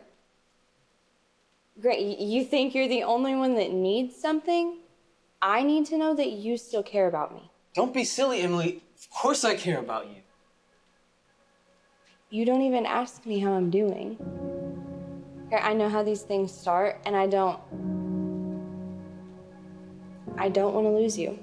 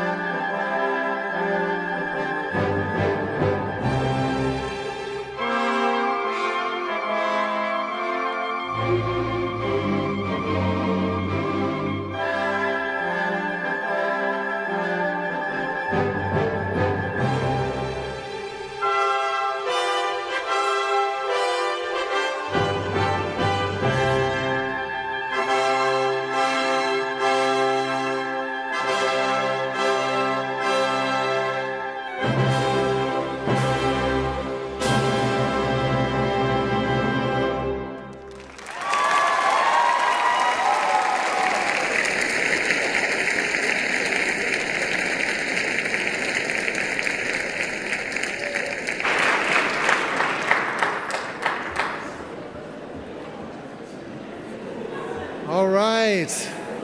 Those are the films. And as I promised, I'm going to show you the proper phone number that you can text message your choice for the Audience Choice Award. Just simply dial that number, choose a film, and send the digit to that number, all right? So we're gonna have some music while we have time for that, and we'll be back with the awards in about 10 minutes.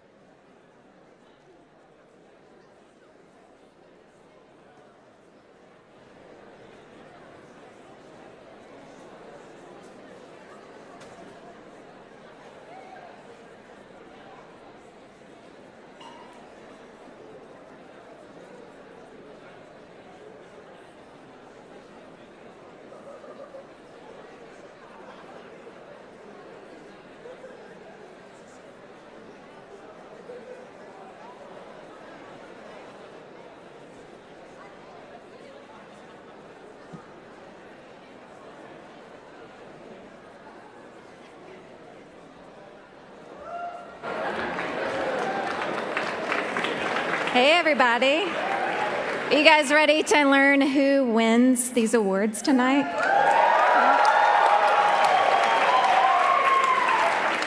All right, the first award is really special because it's not just for one person, but for two. So Best Costume and Makeup Award goes to Emily Krause and Heidi Rose Willock for She Is, They Are.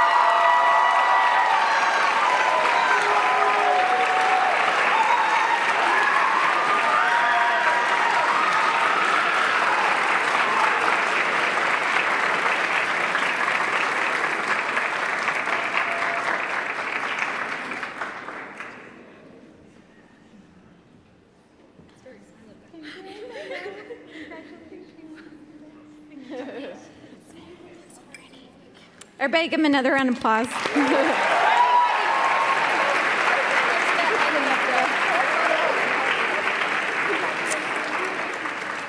All right, this next award is special to my heart because it's one person in film that gets very little attention. It's for Best Production Design. And Best Production Design Award goes to Carmen Clemente. For how long have I been here? Thank you. Thank you.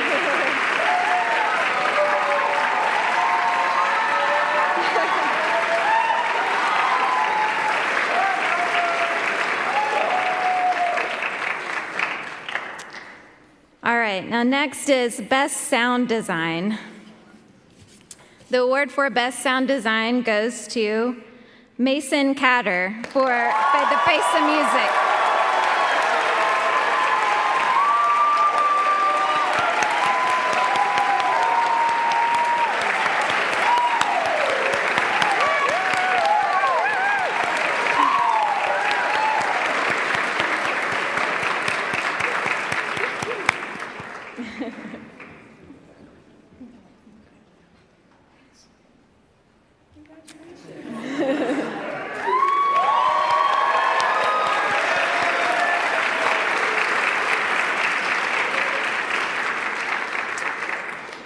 All right, next up is Best Original Score. The award for Best Original Score goes to Aidan Humphrey for the film Checkmate.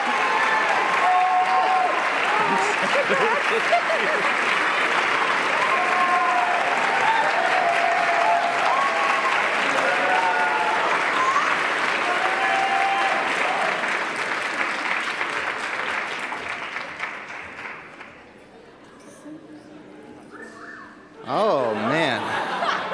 You're too kind.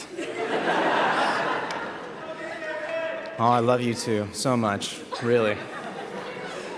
All right, so the first award I've got here is for Best Cinematography. Cinematographer Gordon Willis once said, "A cinematographer is a visual psychiatrist moving an audience through a movie, making them think the way you want them to think, painting pictures in the dark." I'd just like to thank all the cinematographers this year for taking that idea to heart.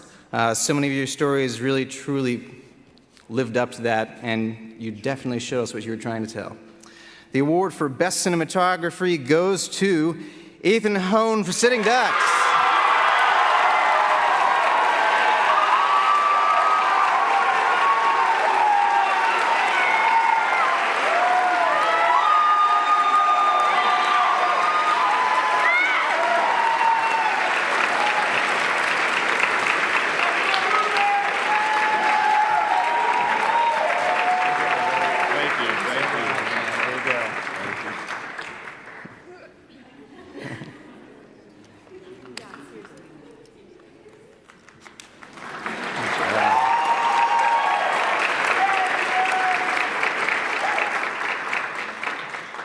All right, next award is for Best Film Editing.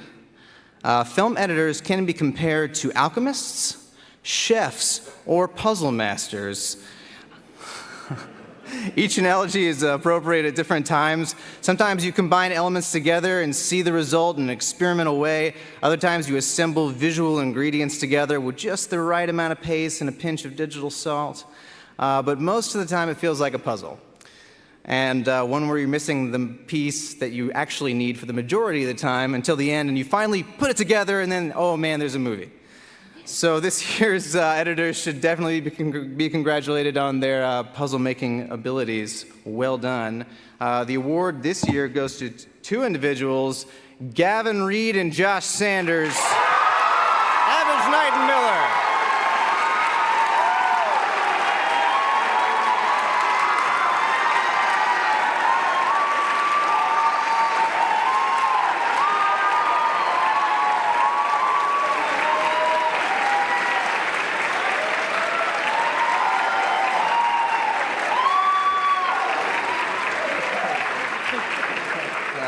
There's one for you. Are you uncomfortable now?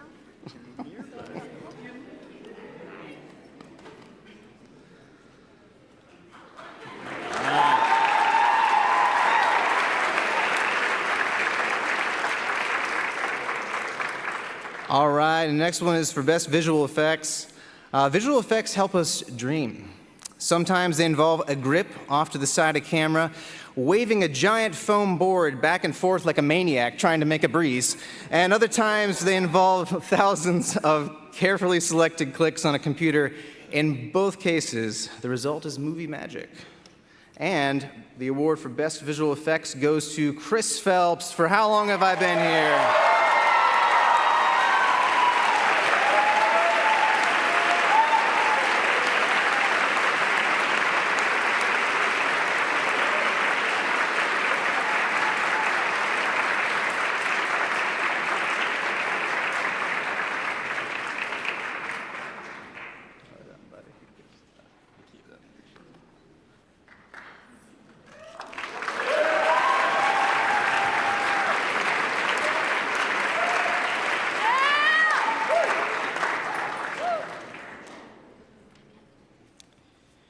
Quick relationship advice for the gentlemen out there. If your wife does not think that her badge is a good accessory for her outfit, you wear two badges.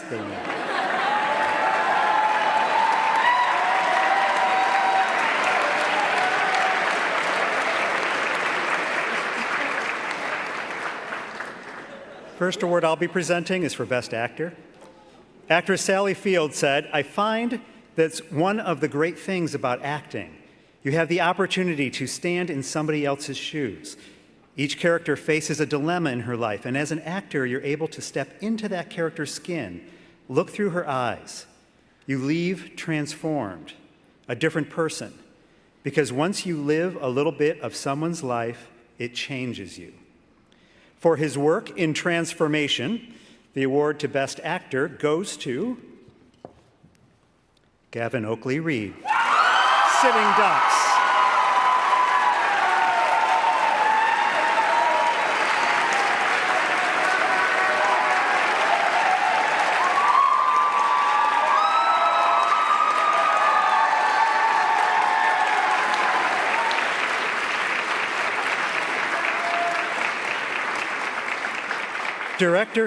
Director John Swinebeck said, "There's a place in the universe not for the faint of heart. It is a place where you must be completely vulnerable without ever expecting a hug. It is a place where you make earth-shattering discoveries you will never be able to share.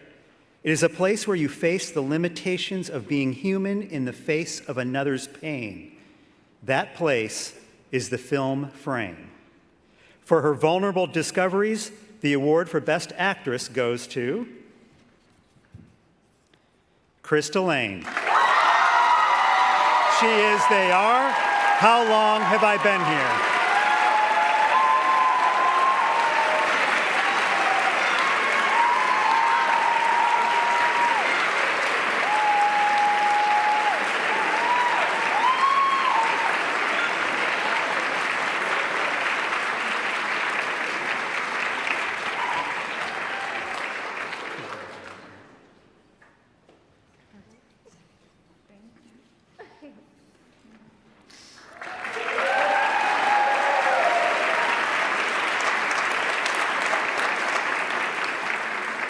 Lady Enid Bagnold, a British playwright and author, said, "Who wants to become a writer, and why? Because it is the answer to everything.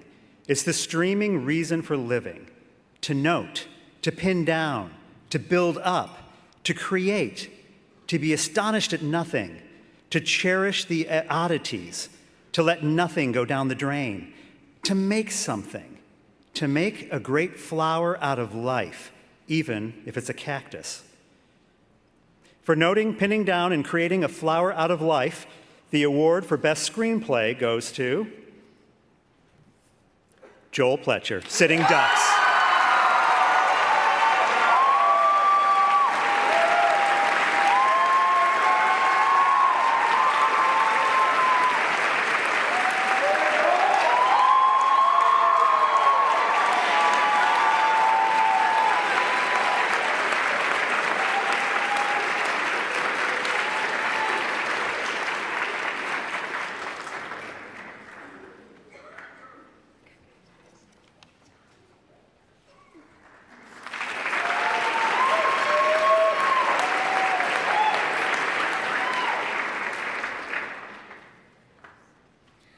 Amongst all the talented filmmakers we are showcasing here tonight, there's one film we were unable to show.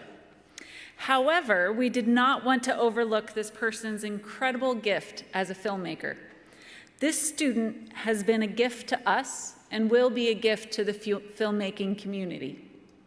We wish to bestow upon him tonight an award called the Asbury Film Faculty Special Merit Award. And we want to give you a little taste of his talent by playing a trailer for his film.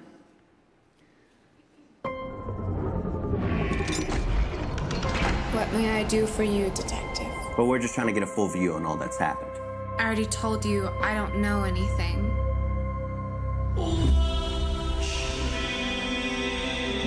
In my experience, when you compress a bottle too much, eventually it all comes bursting out all at once. And feelings, it's when they come too often and they stay too long that we begin to lose it. Tell me, Cora, did you lose it? As violent crime rockets to an all-time high, President Graham has approved the use of experimental interrogation tactics. You couldn't really allow her to walk all over you like that, could you?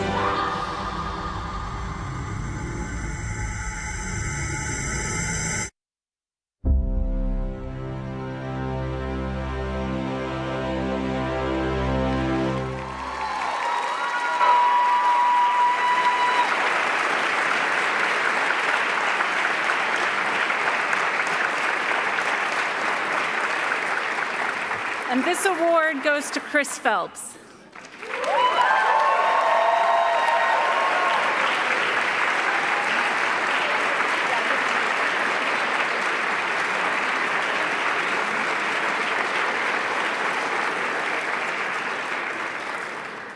Steven Spielberg said, "The older I get, the more I look at movies as moving miracles. Audiences are harder to please if you just give them special effects, but they're easy to please if it's a good story." The older I get, the more I agree with Steven Spielberg's words. And I think our graduate award winner would also agree. Unfortunately, Randy Halbig could not be here tonight to accept his award. We have, however, Gus Moore, the actor for the film, who's going to accept the award on his behalf. Come on up, Gus.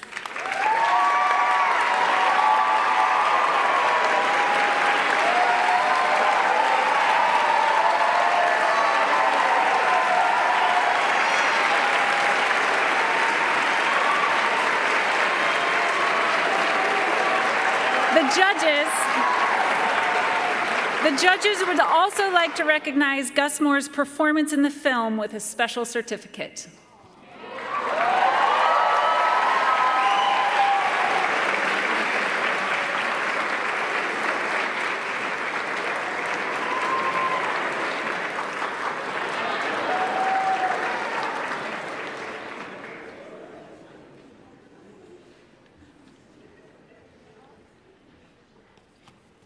I stand here and just take 5 minutes, will it just agonize you?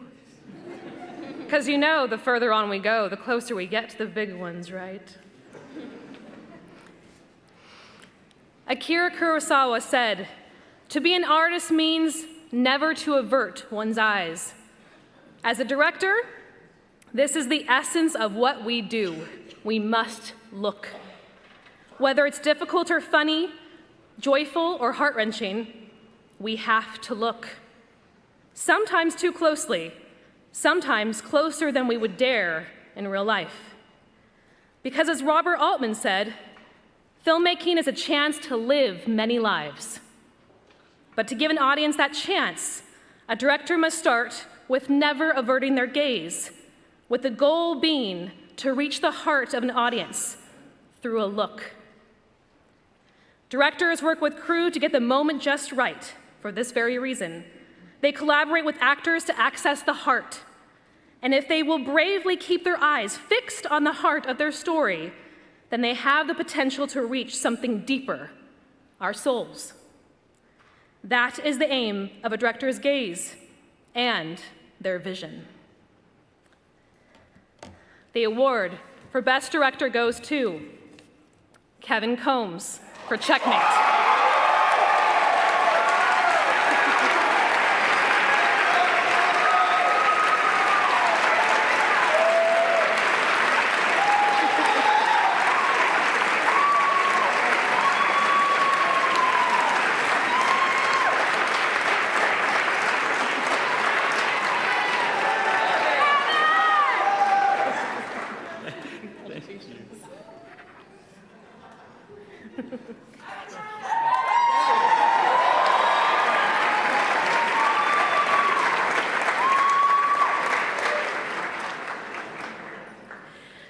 Alejandro Inarritu said, "Filmmaking can give you everything, but at the same time, it can take everything from you."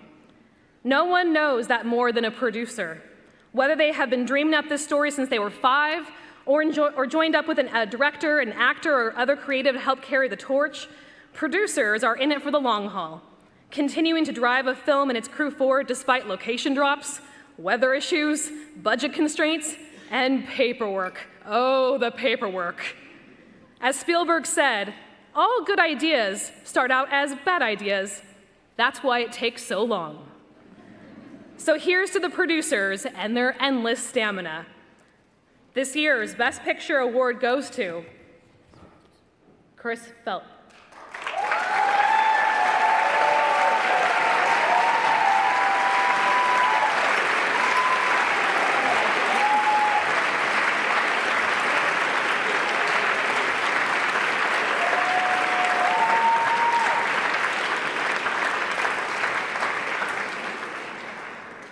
And I did say Best Producer, because that's what it is. Best Picture.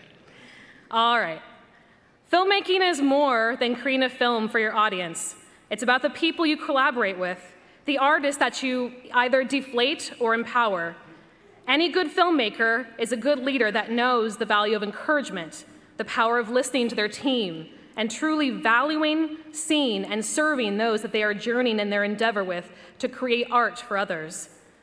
This is the reason for the Servant Leader Award. Every year, students nominate those they've worked with that have exemplified the values of listening, supporting, encouraging, empowering, and serving others in their set. The winner of this award has this written about him to nominate him. He consistently displayed a level head, never once resorted to complaining or negativity, always pointed us towards Christ on set, and treated our subject with the highest level of respect when she shared her story. He made this production possible and ensured that everyone was doing their best work. His professionalism is only matched by his friendship and his kindness. This year's Servant Leader Award goes to Joel Pletcher.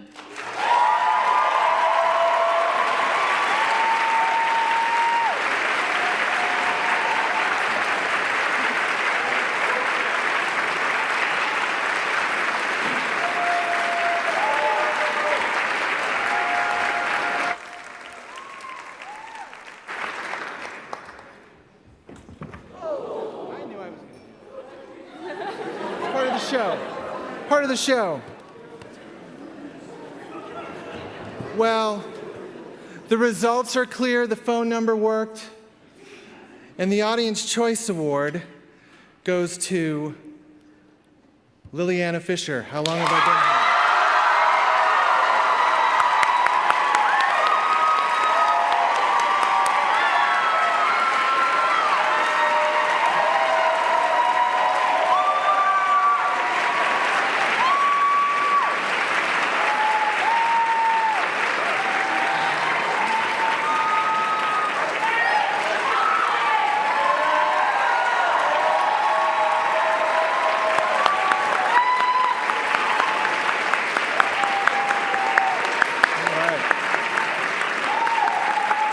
Now I'm going to have you move forward a bit in a straight line and try not to fall.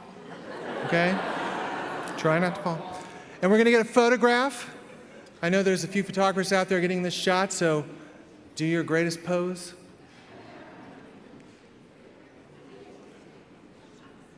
All right. We got it? Okay. All right. Thank you, everybody.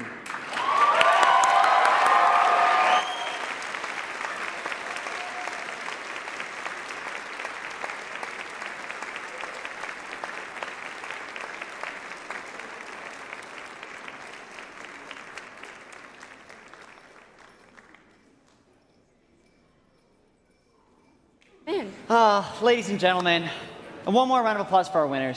For them, not them. Them.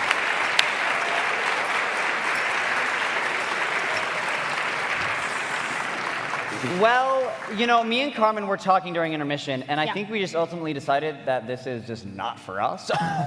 We're done. We're done. It's not you. It's us. It's us. So we're gonna have to ask you guys to leave. To leave. Unfortunately, I'm really sorry. But on the bright Get side, outta Carmen, here. what is there afterward? There is the after party. After party! I didn't like that. Okay, It's there's amazing. the after party in the Miller building. Yes. So please exit through this door and that door. Can't go through here, can't go through there, but these two doors. And the Miller building, if you go through the big, Those doors. Those doors. Over there. And you go straight down that pathway. There's the big building, you can't miss it. It has the lights and everything. Yeah, you cannot miss it. Yes, but and then if you're going there, you can turn right and go up. and then go If you're lost, just up. ask someone where the Miller Yeah. building is. Follow the crowd. For sure. Yeah, But- be sheep. Don't Yeah. be sheep.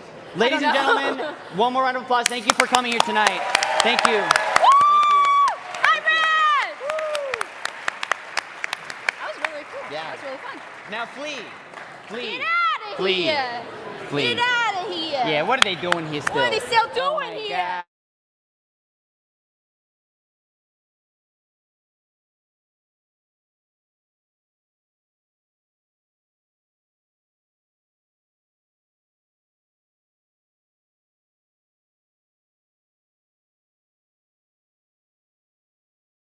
Just ended. The atmosphere here was so lively as students reacted to the banter between hosts Carmen and Aiden. Students really loved the film How Long Have I Been Here, which won the Audience Award, which was about a creepy aesthetic vibe of a woman trapped in a house as she aged with wild and dead animals. There was laughter filling hues at points, especially during Cold Feet and Checkmate, and even some tears during Face the Music and She Is, They Are. Now that we're done watching the films, it's time to party. Students are beginning to file out of Hughes, as you can see behind me, and they are making their way over to Miller, where the after party is going to be held. But before they make their way down to the Great House Theater, there will be an opportunity to pass by our studio and see the post-show happen live. In just a minute, we will have Joel Pletcher and Lillian Fisher in the studio to answer some more questions about their film, but that's in just a minute. At the after party, students will be able to enjoy Chick-fil-A, L8, a dance floor, and as Todd Wald said, a great time. We had a great time here in Hughes, and I hope you did it as well. Be sure to stick around for the post-show. That's all I've got here. I got to make my way to the after party. Danny, take it away. We've seen a wide variety of films this year. With everything from horror thrillers to comedic super shorts, 2022's Highbridge had something for everyone. My goal today is to delve deeper into some of the noteworthy films we've seen.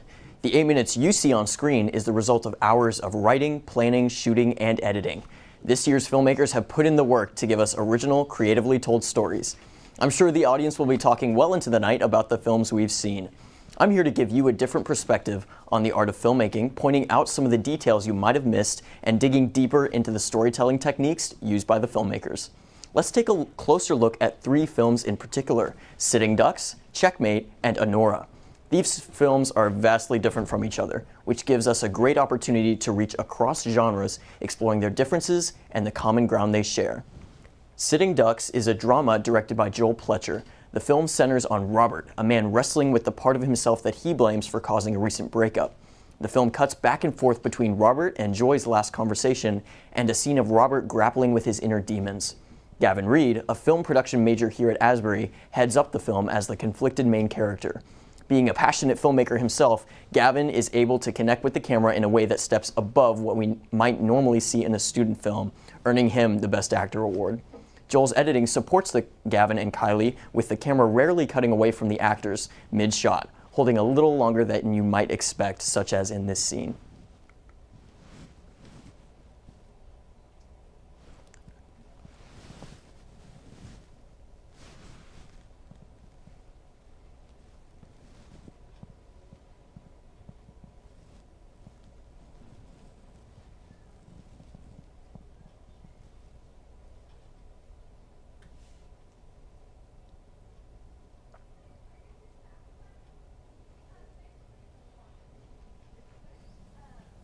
I met with Jeff today. Jeff? Jeff, the financial advisor that my parents told us to... Do we really think that's a good idea, Joy? Keeping our lives together. Yes, I do think that's a good idea. No, you know that I know we need to do that, but I don't get why your parents have to... My parents, what? They're just trying to... The cutting in this scene allows the audience to really take in the actor's performance. One moment in particular towards the end gives a window into not only Gavin's character, but also the nature of the film in this clip.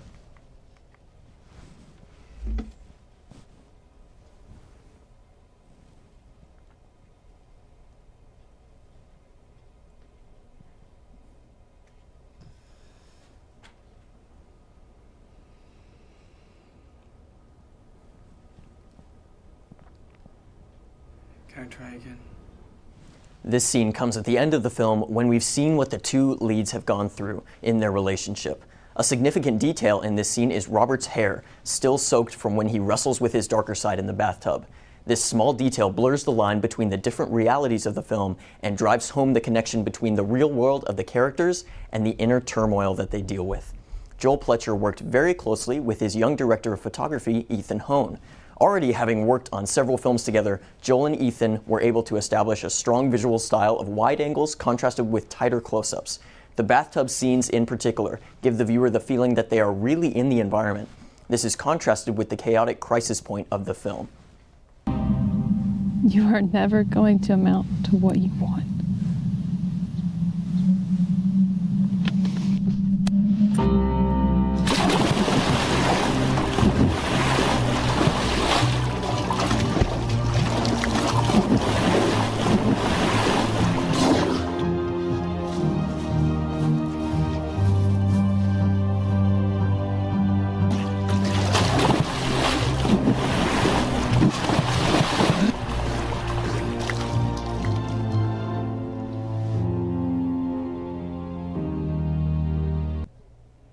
The camera moves in close on the action and drives home the volatile situation the characters are in.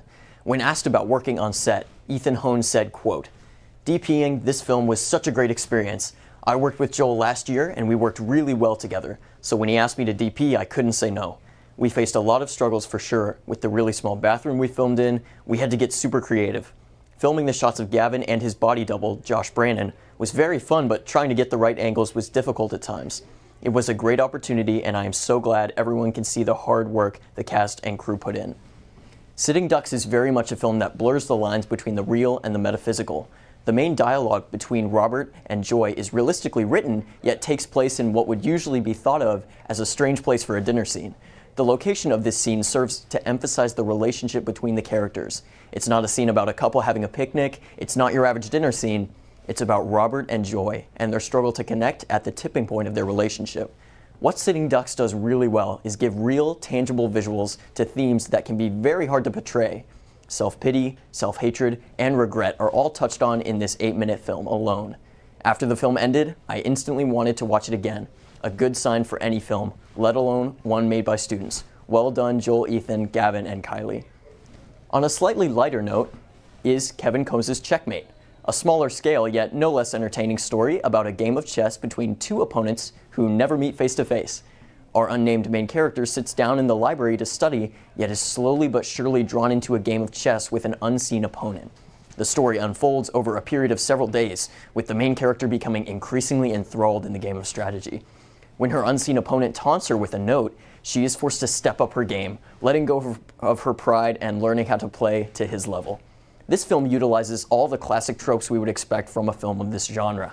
A character dressed in dark clothing creeps around unseen in the background. Jump cuts are used to portray the passing of time, showing the main character on different days in the same place at the library, such as in this clip.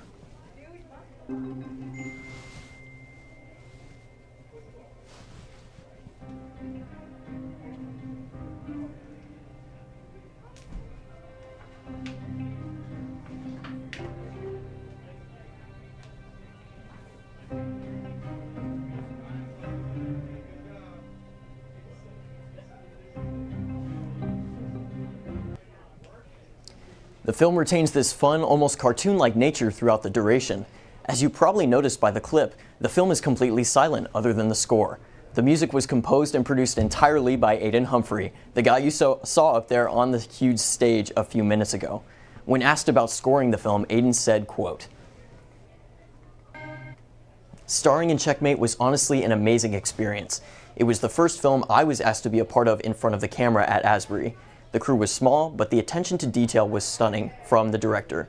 Being in Highbridge is an honor, and it is purely exhilarating for me. I've dreamed about this since I dreamed about Highbridge," and this is from Faith Osborne, the star. The film's visuals are simple yet effective. Kevin Combs worked with a very small crew, serving as the director and cinematographer. This worked in his favor as the film establishes a consistent flow, getting us used to the routine of the chess match just like the main character. This is why we are surprised and engaged further when this is interrupted by the opponent leaving a taunting note. It's small changes in the story and pacing that can make what would otherwise be a simple story into an exciting mystery. The film stars Faith Osborne, a junior in the MediaCom program here, and another experienced filmmaker. With much experience both on stage and on screen, Faith is able to communicate the ins and outs of the story with little to no dialogue. Take this scene where her opponent taunts her with a challenge.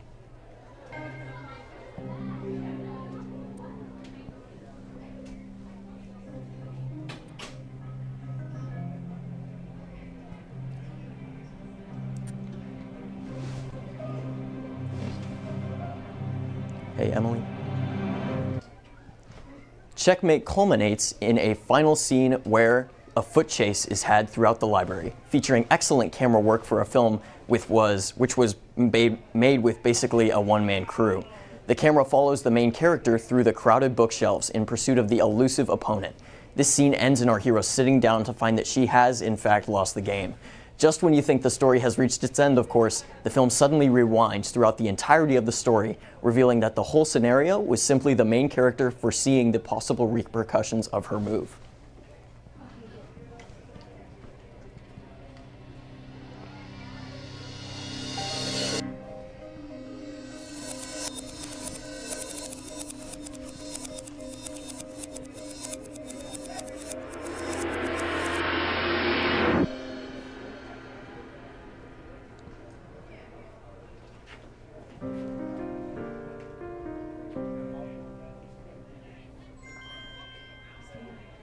Excellent editing and sound design unite in this scene to give the audience one final twist in the story. All in all, Checkmate will stick in my mind as a simple yet entertaining film that proves that the good movies are those that do the simple things really well. A final film I'd like to mention is Honora, written and directed by Logan Edwards. A longtime lover of action and fantasy films, Logan teamed up with aforementioned DP Ethan Hone to give a classic tale of a king's betrayal and a knight's honor. Shot entirely in one location, the film features great action scenes, solid performances, and another great plot twist at the end. Honora begins with a montage of the main character, played by director Logan Edwards, burying his recently deceased wife. We learn later in the story that she was murdered by order of the king that the knight had sworn loyalty to. The slow motion in the opening scene gives it a feeling of solemnity, a conscious decision by the filmmakers in order to bookmark the event that motivates the main character.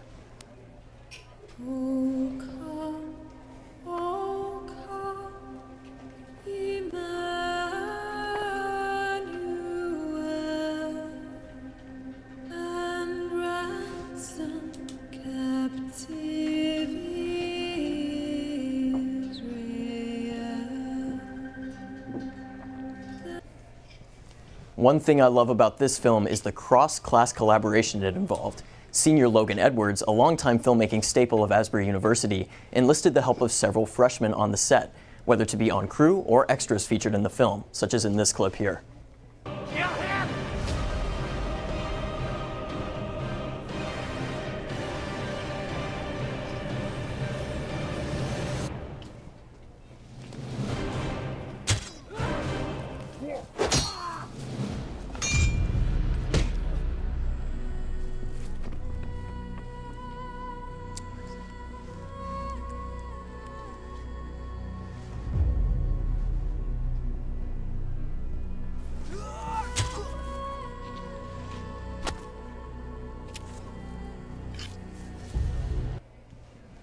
This is just one example of how today's Highbridge filmmakers help to train the next generation of filmmakers who will soon take their place on the award stage. Aside from a great crew, Anora was produced by a sophomore by the name of Noah Gould. Logan and Noah worked closely with each other last semester on the Hobbit stage play. This strong working relationship served them well as they were able to shoot the entirety of their film in just 2 days. When asked about the film, Logan said, quote, "Anora has been in my head for a very long time. Directing and acting at the same time was challenging, but a great experience. I had so many people helping me on this project, and it wouldn't be what it is without them. I'm truly thankful for the experience of getting to make this film, and I can't wait for people to see it." The score of Anora is noteworthy as well. Logan Edwards was able to contact a musician from out of the country to arrange and perform a cover of the classic hymn, O Come, O Come, Emmanuel. Aidan Humphrey once again stepped in to fill the gaps in the score.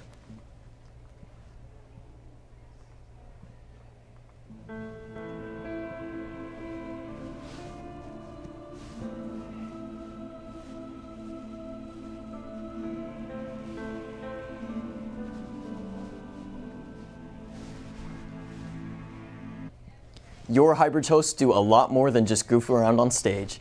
2022's Highbridge has given us so many reminders of the power of storytelling. Asbury's students have put so much into this year's show. Asbury's filmmakers have united to tell 12 uniquely different stories that they hope you loved. Here at Asbury, we emphasize the importance of redemptive storytelling. What this means is that we want to create art that gives the viewer tools to better understand themselves and the world around them. A lot of the films you saw tonight probably left you with a lot of questions. We encourage you to pursue conversations about these films. All of the filmmakers and everyone on the Highbridge team agrees that art is meant to be discussed. For Highbridge Film Festival and Asbury University, I'm Danny Baraka. Thank you. Thank you so much for your insight, Danny. We are now joined in the studio by Joel Pletcher himself. He won 2 awards tonight for the Best Screenplay and the Servant Leader Crew Award. Thank you so much for joining us tonight, Joel. And let's take a look at this golden medal. Pull it out here. Let's see it. Oh my goodness. Yeah. You got 3 of them. This is crazy. Amazing. So you made it here. You're a winner. What are the emotions going on through your head right now? Wow, well, first of all, I'm just super blessed to be here. I'm super blessed to be a part of this evening. Honestly, I'm so thankful for my crew and my cast and all the performances, all the hard work and dedication that people have again and again put into all this. It just means so much to be here and to celebrate everyone's work tonight. That's great. And so what does this special recognition mean to you? Wow, the special recognition, I'm overwhelmed with the encouragement from professors, from judges. It lets me know that what I'm doing is on the right track. And that's really encouraging for my career and for this time in my life right now. Absolutely. And what challenges did you all face or have to overcome? Wow, a number of challenges, especially for the different films that I worked on this semester. We had to set up interviews for my documentary with Janie, and as far as the other films, we had crazy scenes that we had to work with the actors and put them in tough situations. For Gavin Reed, he won Best Actor tonight, and I asked him to sit in a cold tub for 6 hours. 6 hours. And my he did goodness. it. Him and Josh Brandon, his stunt double, would do Wow. that, and they just were troopers for it, so I can't thank them enough. Oh, that's so amazing. And so you didn't just have one film in here. You had 3 films. Is that correct? Yes, 3 3, yeah. films. How did that work? How did you get all those into this competition? Well, first of all, just everybody put so much work into it. If it wasn't for people like Jillian Lee Sparks, you know, if she didn't put in all the work that she did, none of it would have happened. Chris Phelps, none of it would have happened. Ethan Hone and Kylie Ward, can't thank them enough. It's about surrounding yourself with a team that's going to push you to that next level. And thankfully, also, I had a little bit of time in my favor in the sense that I shot one of them last semester. So it's been about a year that we've been working on all of these different projects. Amazing. So then could you expand on that a little bit more of how you kind of transitioned from the narrative film to more of like a documentary film? Yeah, so I am inspired by all types of really good films, and I did some narrative work last semester, some narrative work this semester, but I wanted to go out a little bit and do a little bit of that interview work as well, just like you do a lot. You Absolutely. know, I said I want to try my hand at asking some questions and then seeing if I can string together a story from there. And Mason Catter and Abby Beers held the fort down and said, Joel, this will work here, Joel, this won't work here, and they brought it together to make what the documentary became. And thanks so much to Janie Webster and her story. That's amazing. You know, the stories come from people, and I just think it's amazing that you were able to find such amazing story just by talking to someone. It's incredible how it comes together like that. Yeah, I mean, the craziest part about it was that we had no clue. She emailed the school asking to do for students to help her with her YouTube show about drumming. And she also said that she kind of had an interesting story. And so Professor Hogenkamp reached out to us and said, I think you might want to look into this. And little did we know that she would have such an incredible story. And we were like, we have to tell this. And we said, I'm so sorry we can't help you with your YouTube show, but will you help us with our show? Oh my goodness. Well, we are certainly glad that you made the documentary. It's amazing. So just one last question. Is there anything that you think could have impacted your audience tonight? Oh, or gosh. How do you hope it impacted the audience? I hope that the audience walked away with knowing that there is redemption in every story. I think that's the whole point of Highbridge, and I think that's the point of my films. I knew that going into the festival, and I wanted to weave that thread into everything. So I just hope the audience walks away with the goal of the festival. Amazing. Thank you so much for joining us tonight, Joel, and congratulations again. Thank you so much. Ladies and gentlemen, Joel Pletcher.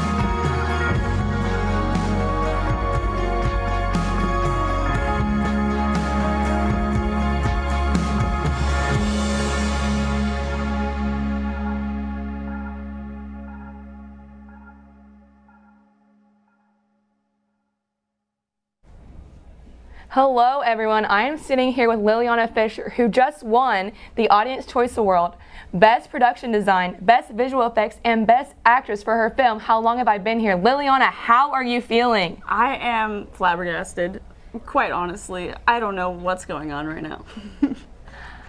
This is your first Highbridge, and you pulled out 4 awards from it. How are you, what's going through your head again? I just feel really lucky that I had such a good team of people that I was able to just have this little idea, and all of a sudden these people were like, sure, we'll just help you make it and it's gonna be super awesome. And we just did it and it was super fun, and I'm really lucky. So what made you decide on the genre of your film? Well, thriller is really fun because it's like horror, but not as terrifying. So I wanted to make people scared, but not as scared. And so it's fun to play around with that, I thought. It was really good. So as you were preparing for this, do you feel like you're gonna submit another movie next year? Maybe, if I think of one. Oh, good. What would you change if you were to submit another one? I would probably add more than 1 line of dialogue, but I think it worked this time around. It was very, very well. Congratulations. I'm so proud. Thank you all for joining, and thank you, Liliana. We're about ready to wrap up, so back to you, Allie.